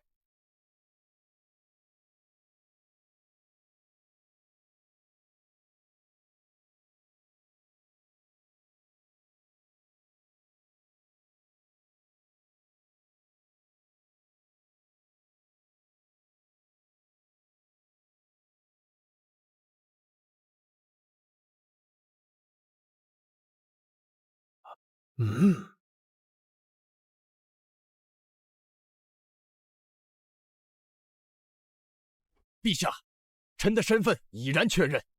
狄龙污蔑当朝丞相，该当如何？污蔑当朝丞相，理应罚100大板。陛下，这么打是会死人的。这是陛下的旨意，尔等敢抗旨吗？不行，你们不能这么对狄龙哥哥。这所谓的滴血认亲法，不过是骗人的吧？狄龙，事实就摆在你眼前，我与陛下的血液相融，难道不能证明我的身份？陛下，这滴血认亲法并不可靠，人的血液是分血型的。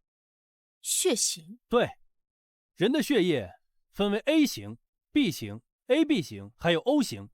哦，我想起来了，大哥，你曾经说过，这血液相同的人把手中的鲜血滴入这个碗中，血液是能相融的。对，所谓的 O 型血可以与其他3种血都可以相融，简直就是一派胡言。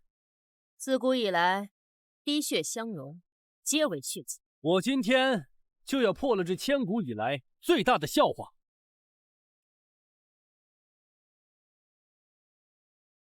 这血液相融了，这血液相融了。狄龙是女帝的私生子？这不可能，狄龙绝非我武尊后代。借你的手一用。贾大人的血清了，大人的血液融了。任杰，该你了。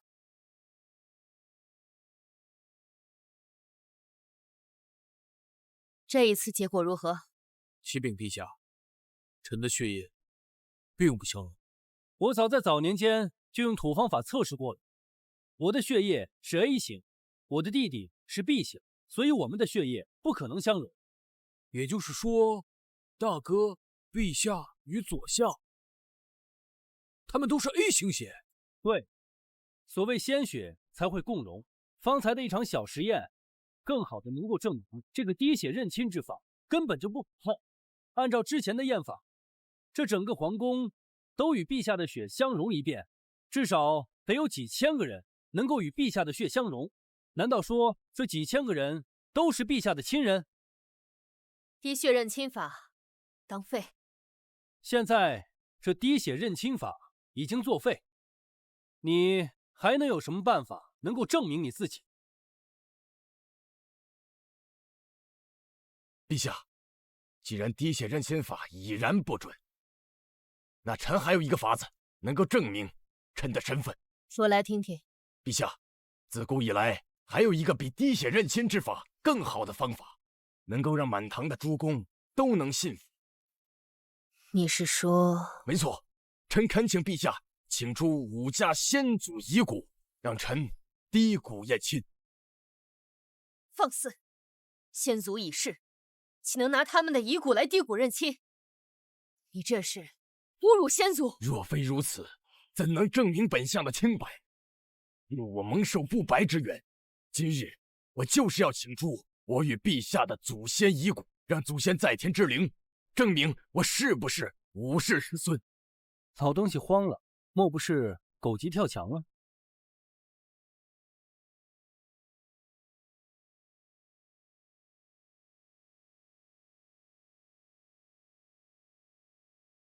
今日若本相的血液滴入这遗骨之中，臣恳请陛下治狄龙之罪。准。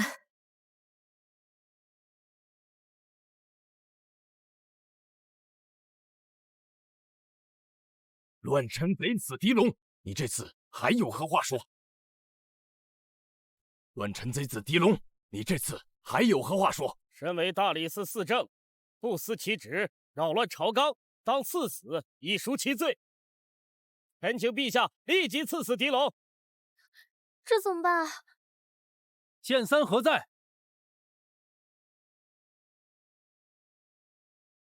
微臣拜见陛下。我让你带的东西都带了吗？启禀不良帅，你让我找的狗，属下带来。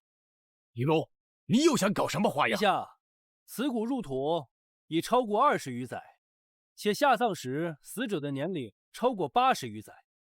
那又如何？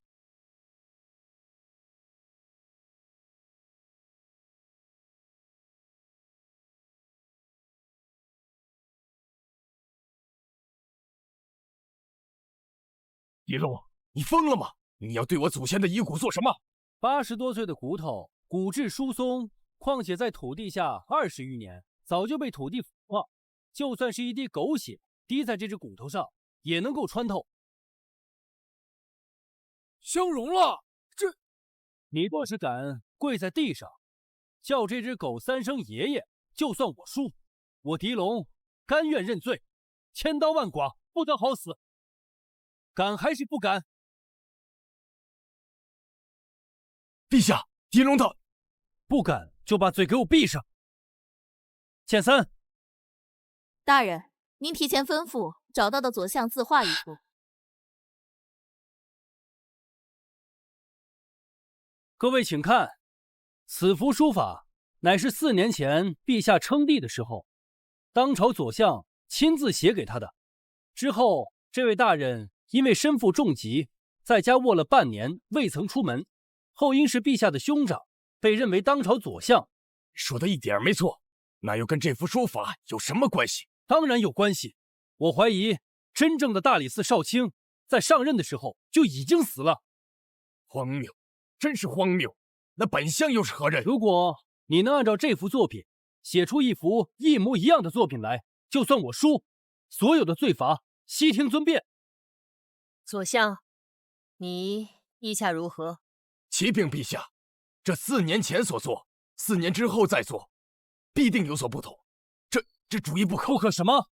哥，我可听说4年前的左相为人正直，性格谦和，酷爱书法，是个正人君子。再看看现在这位，哼，那位大人在重病之后就突然变了个人似的，仗着自己与陛下亲兄妹的关系，草菅人命，祸乱朝纲。你为何不敢？因为你根本就不识字，你就是个假货，你连自己的名字都不会写，你怎么可能是武九思？陛下，狄龙在胡说八道，臣弟……混账！大胆刁民，这个时候你还敢狡辩？陛下，说，你到底是谁？真正的武九思到底是怎么死的？曹民张启年。是大理寺的一个讨粪工，讨粪工。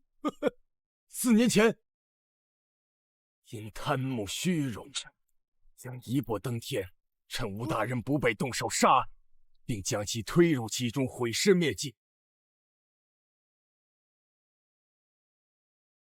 从现在起，我就是禹帝的哥哥，武九思。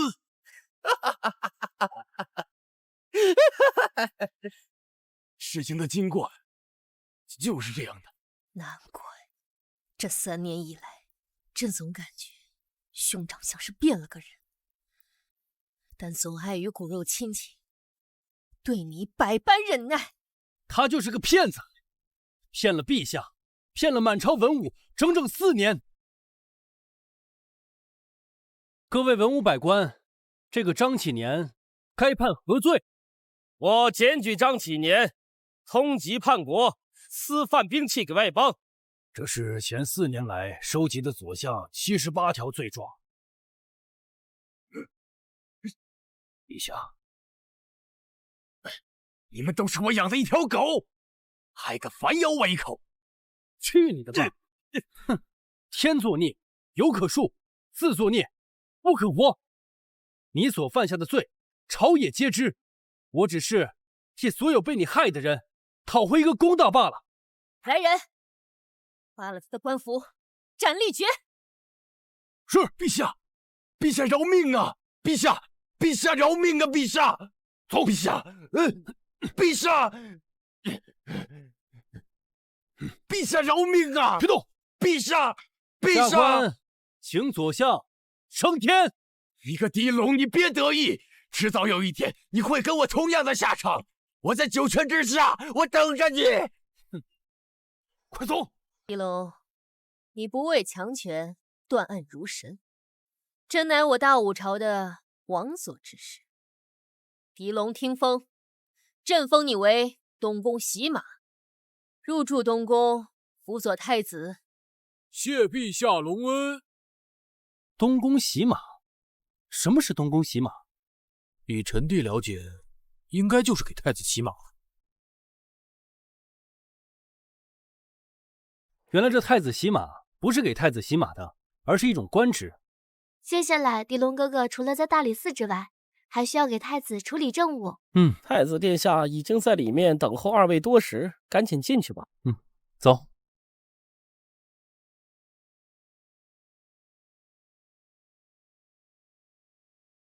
臣拜见太子殿下。太子殿下，这是微臣自己酿的酒，还请太子殿下赏个脸，品尝一下。你就是我大武第一神探的狄龙？对，下官正是。抬起头。你就是传说中的长安第一美人上官婉儿？可以，到时可以纳进府里做个妾。狄龙哥哥，殿下，我与婉儿已有婚约在身，还请太子殿下不要再打婉儿的主意了。放肆！本太子看中的女人，你也敢抢？我的女人，就算是天子看中了，也抢不得。太子要没什么事儿，我们就先走了。站住，狄龙！你一个三品官员，跟本太子抢女人，就不怕掉脑袋吗？你一个三品官员，跟本太子抢女人，就不怕掉脑袋吗？我要是怕掉脑袋，我就走不到这一步了，也不会成为大理寺的寺正，更不会成为你们大武第一神探。好你个狄龙，我真是个倔驴。那不知婉儿姑娘意下如何？太子殿下，婉儿心中只有狄龙哥哥一人，此生非他不嫁，还请太子殿下不要强人所难。没有人能违抗本太子的旨意。本太子今晚就要纳上官婉儿为妾。你要是强纳婉儿为妾的话，那我可就要如实禀报了。到时候可是要让陛下来替我做主啊！别以为陛下看中你就可以为所欲为。太子想要得到的，必须得到。太子殿下，你这是想要动真格呀？那我可就不客气了。好你个狄龙，竟敢忤逆本太子！陛下迟早会驾崩，而我迟早会成为新的皇帝。到那个时候，我第一个弄死人就是你。那你就等到那个时候再说呗。现在你要敢动我的女人一下，我就把你从太子的位置上拉下来，然后再送你上西天。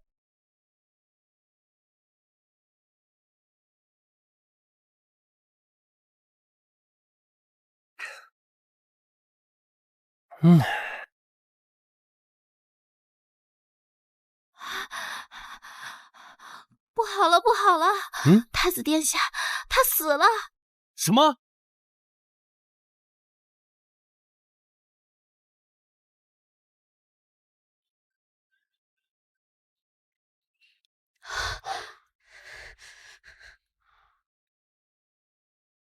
刚死没多久，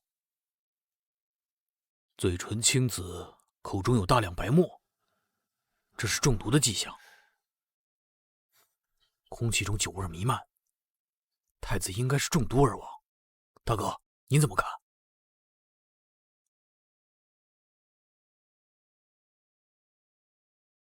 黑的，确实如此。狄龙哥哥，太子是因为喝了毒酒才暴毙的吗？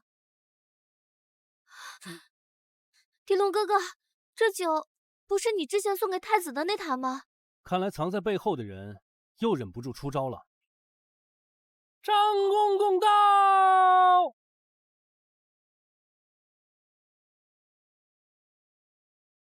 这不是张禽兽吗？没错，正是本公公。狄龙，太子宫中暴毙，死因可查明？太子是因为喝了毒酒突然暴毙。毒酒？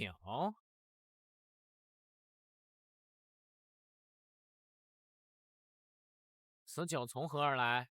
这酒是四正大人送给太子殿下品尝。好你个狄龙，你竟敢毒害太子！你就是杀害太子的凶手。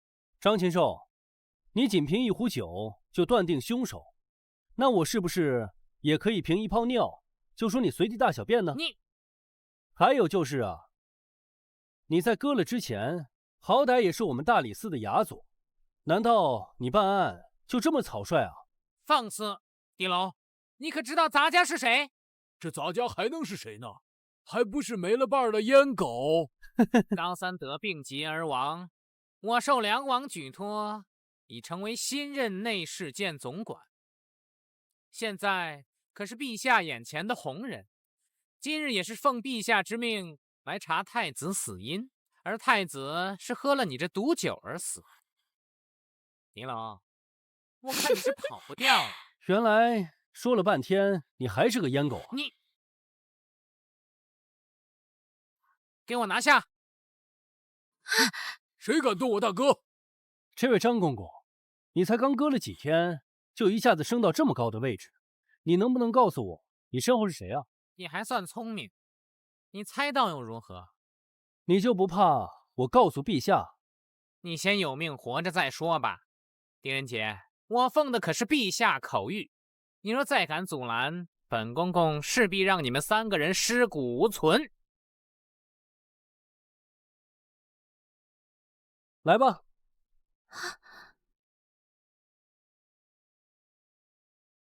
走。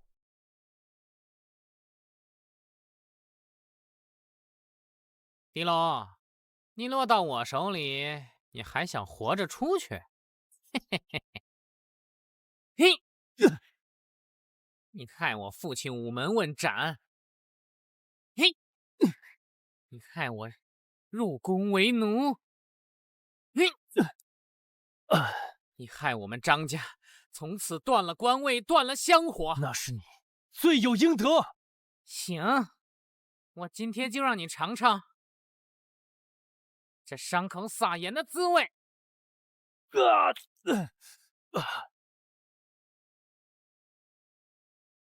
想死的痛快吗？签了他，签了他，我没准能放你一条狗命。认罪书，拿过来。早这么样就不会受这么多罪了。呸！我欠你个头！狄龙，我看你是想死。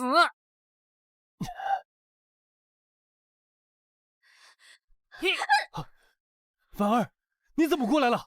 快让开！来得早，不如来得巧。我今天就给你上演一出活春宫。你别过来！你要是敢过来，我就杀了你！我答应你，只要你放了狄龙哥哥。他是嫌犯，放不得呀。只不过我现在改变主意了，我不光要了你，我还要杀了他。嘿嘿嘿，狄龙，如果我用这个东西这么按下去，你的狄龙哥哥就要变成姐妹了。婉儿，你不要受他威胁。狄龙哥哥，我不能眼看着你受苦啊！你们俩，我答应你，我可以嫁给你，你也可以不放过狄龙哥哥，但是你要答应我们，给我们3天的时间，这3日内，你要让狄龙哥哥查案。好，我就给你们3日时间，但3日查不出，我不仅要娶你，我还要杀了他。有梁王在，你什么都查不出来。大哥，没想到张禽兽这王八蛋竟然敢对你用刑，我就算拼了这条命也要为你报仇。一家人整整齐齐才最重要，何必一命换一命？咱们还有3天的时间，与其满眼仇恨，不如想着破案自救。走，走。太子已经停尸吊唁，现场的这些证据、酒坛、酒壶已经全被收了。看来咱们只能在这案发现场寻找蛛丝马迹了。怪不得这张禽兽答应的这么快，他是笃定案发现场被清理过。真正的线索往往都在最不容易发现的地方，到底在哪儿啊？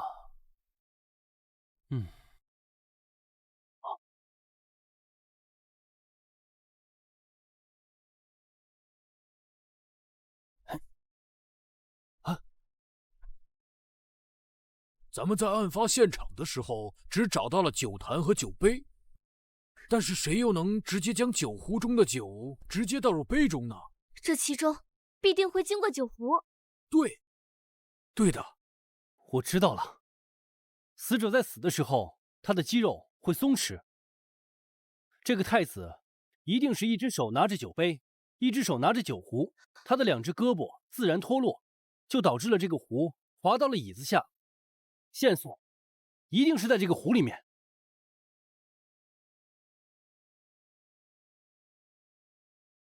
狄龙，我看你是病急乱投医。一个酒壶能当什么线索？谁敢打扰我大哥断案？我若不来，你们制作伪证脱罪怎么办？为了公平公正，我才请司马小姐一同前来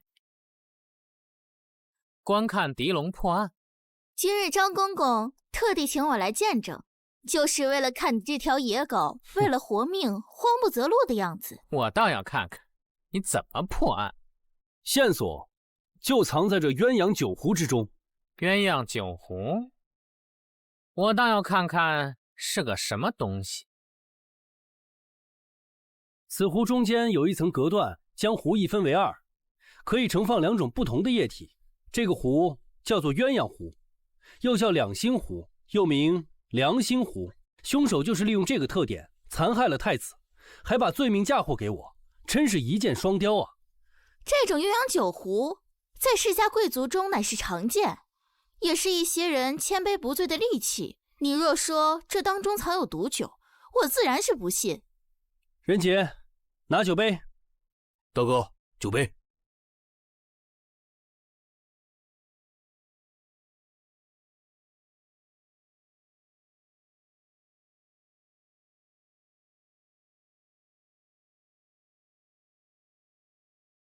无毒。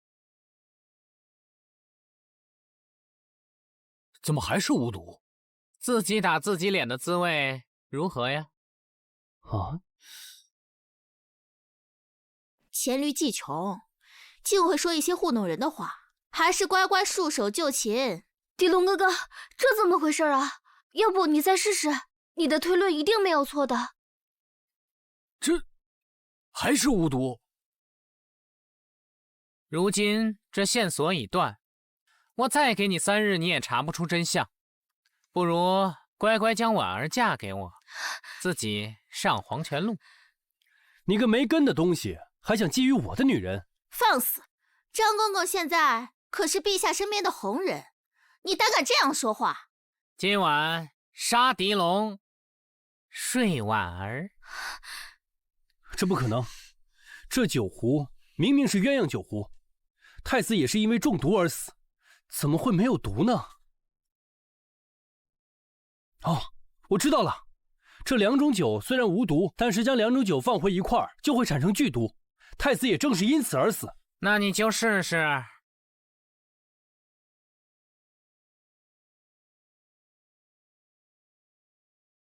还是无毒，这……我当是神探转世，原来不过是一个草包。不是说两种酒混在一起有毒吗？毒呢？你杀了太子的罪名，你已经无法洗脱。我看我就再给你3日，我就要慢慢的折磨你。没了这酒壶，我看你还有什么线索？欲加之罪，何患无辞？我大哥没杀人。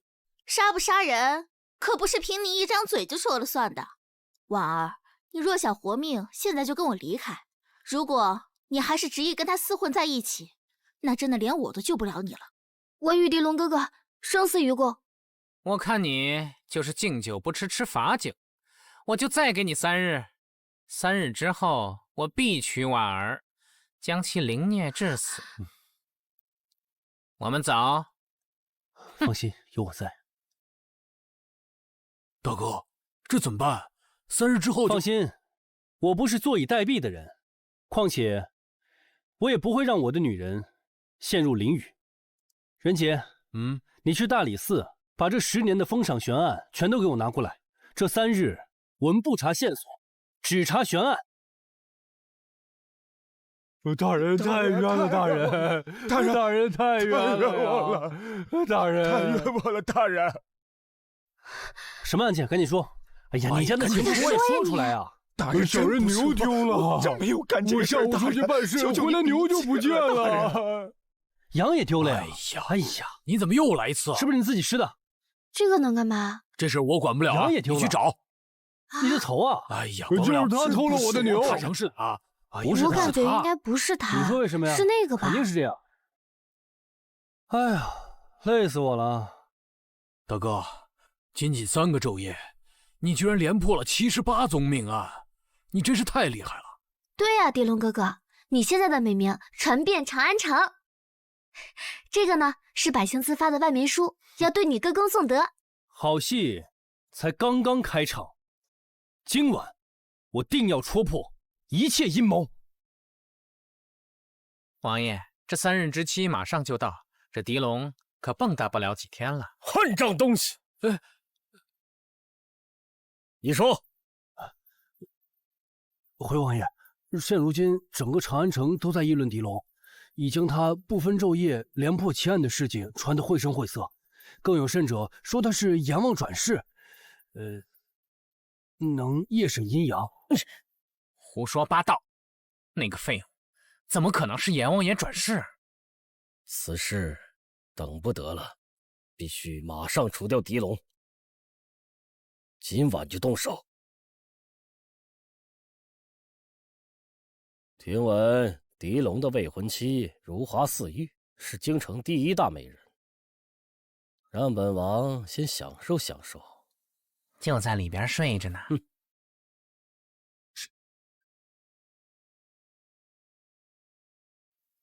大哥，你就放心吧，我已经教给了嫂子最好的防身招数。要不是婉儿坚持，我怎会让她做饵？咱们找个时机，直接动手，不要留情。放心吧，我最在行这个。王爷，那就是狄龙的未婚妻，还真是得来全不费功夫呀！就让我先上了他，再取狄龙狗命。王爷，您放心快活，咱们人都在外边，只要您出声，他们就……哎，我没事。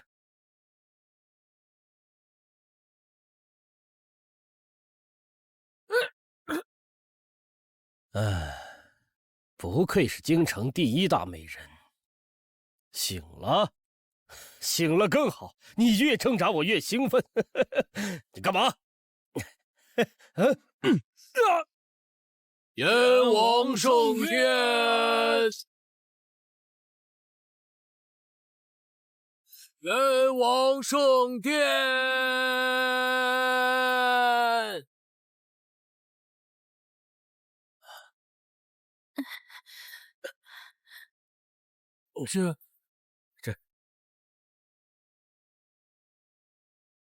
狄龙，放肆！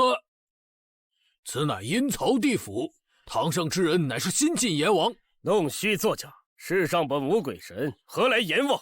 狄龙，这可是梁王，是民心所向。你若识趣，赶紧跪下赔罪。狄龙日审夜审，审阴审阳，连续3天破获76起大命案，上天赐封新晋阎王。为何将你们3人带到此地？乃是阎王要重查那个悬案，不过是找人假扮，就想让本王妥协，异想天开。本宫入主盐殿，早已从生死簿上看清了太子之死的真正缘由，你2人无需狡辩。这个鸳鸯酒壶有2个，你要人故意调换，让我查不到证据，以为就万无一失了吗？难不成这狄龙真成了阎王？哎呦，2个蠢货！他狄龙区区贱民，怎能成神？本王神明，不容尔等亵渎。违逆者入火海地狱。大胆张禽兽，你是如何作案？还不速速招来！阎王大人，我都找，的确是我调换了这鸳鸯酒壶。那真正的鸳鸯酒壶现在何处？就在我房中。大胆刁民，竟敢残害太子！我不敢，这一切……闭嘴！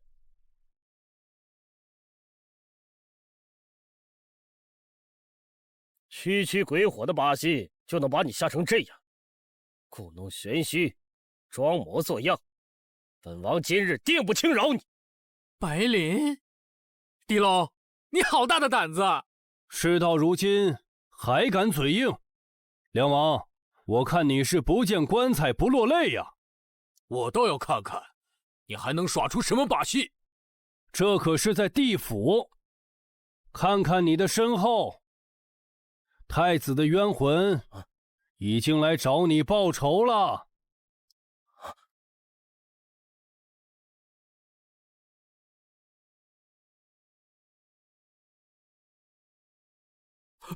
太子殿下，太子殿下，小的可不敢杀您呀！这一切都是梁王指使。他答应我，只要我在您的酒里下毒，他就答应我取代高三德，成为一个有权有势的太监。您就饶了我吧。太子殿下，您请先去一旁稍后。事到如今，已经人证物证俱全，梁王，你还要隐藏到什么时候？本王自然可以告诉你，不过你得先告诉我是如何把太子的魂魄引出来的？难道是找人假扮？还有你们换身衣服就想假扮阎王判官？本王这一切都不信！我操！这一切还多亏了曼陀罗花的功效。不过呀，我也没有白费，能够让这个傻货嘴里套出话来。就是梁王你，倒比我想象中要聪明，不愧是密谋大计的人呐！既然如此，我就把一切都告诉你，在你死之前，让你死个明白。这天下应该是男人的天下，武帝一个女人怎么能成为天下之主？什么男人女人的？男人和女人又有什么区别啊？作为一国之君，本来就应该心胸宽广，为国为民，难道都要像你一样视人命如草芥啊？你这是愚忠。不过，你很快就没有机会愚忠了。我先杀了太子，再杀掉女帝，谋朝篡位，让天下易主。这天下是属于本王的。乱臣贼子！大武就是因为有你这样的人，才变得乌烟瘴气。现在说这些，恐怕晚了。你们以为只有你们才留有后手吗？本王也有。本王率卑为号，城外10万大军随朕攻打皇宫，取女帝狗命。你早就看出来了。不错，我利用龙王神像当杀人利器，自然不信这鬼神的一切。那你的意思是，这个龙王神像幕后的真凶就是你喽？不错，还有张归正也是我的人。他之所以贪腐，是为了本王筹集军费，密谋造反。狄龙，你的把戏上不来台面。哼，今天我就要亲手杀了你这个转世阎王！哎，陛下，梁王的话你可都听到了啊！哼，当然，站在门外，听得一清二楚。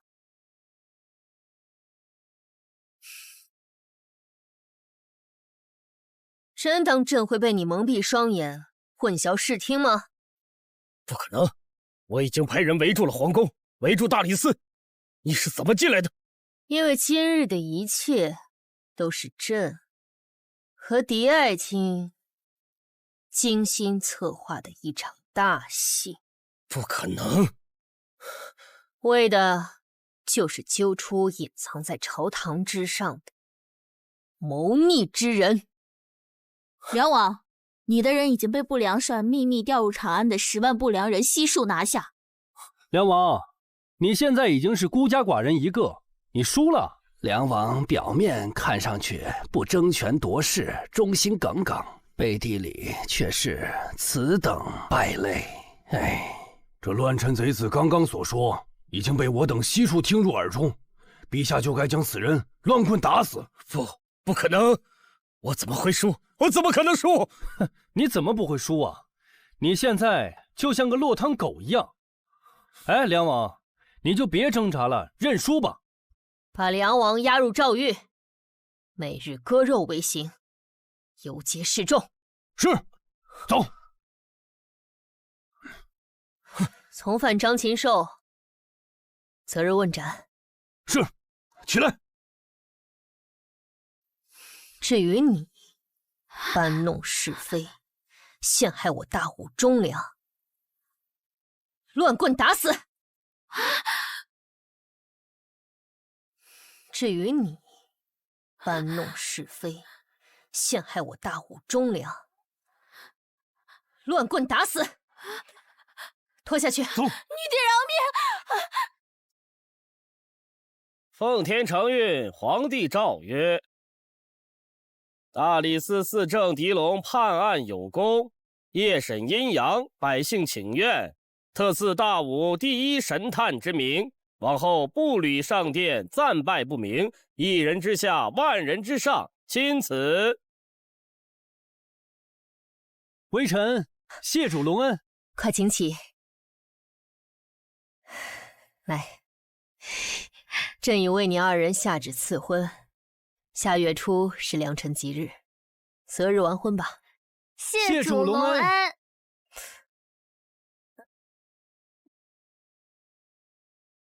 百驾回宫。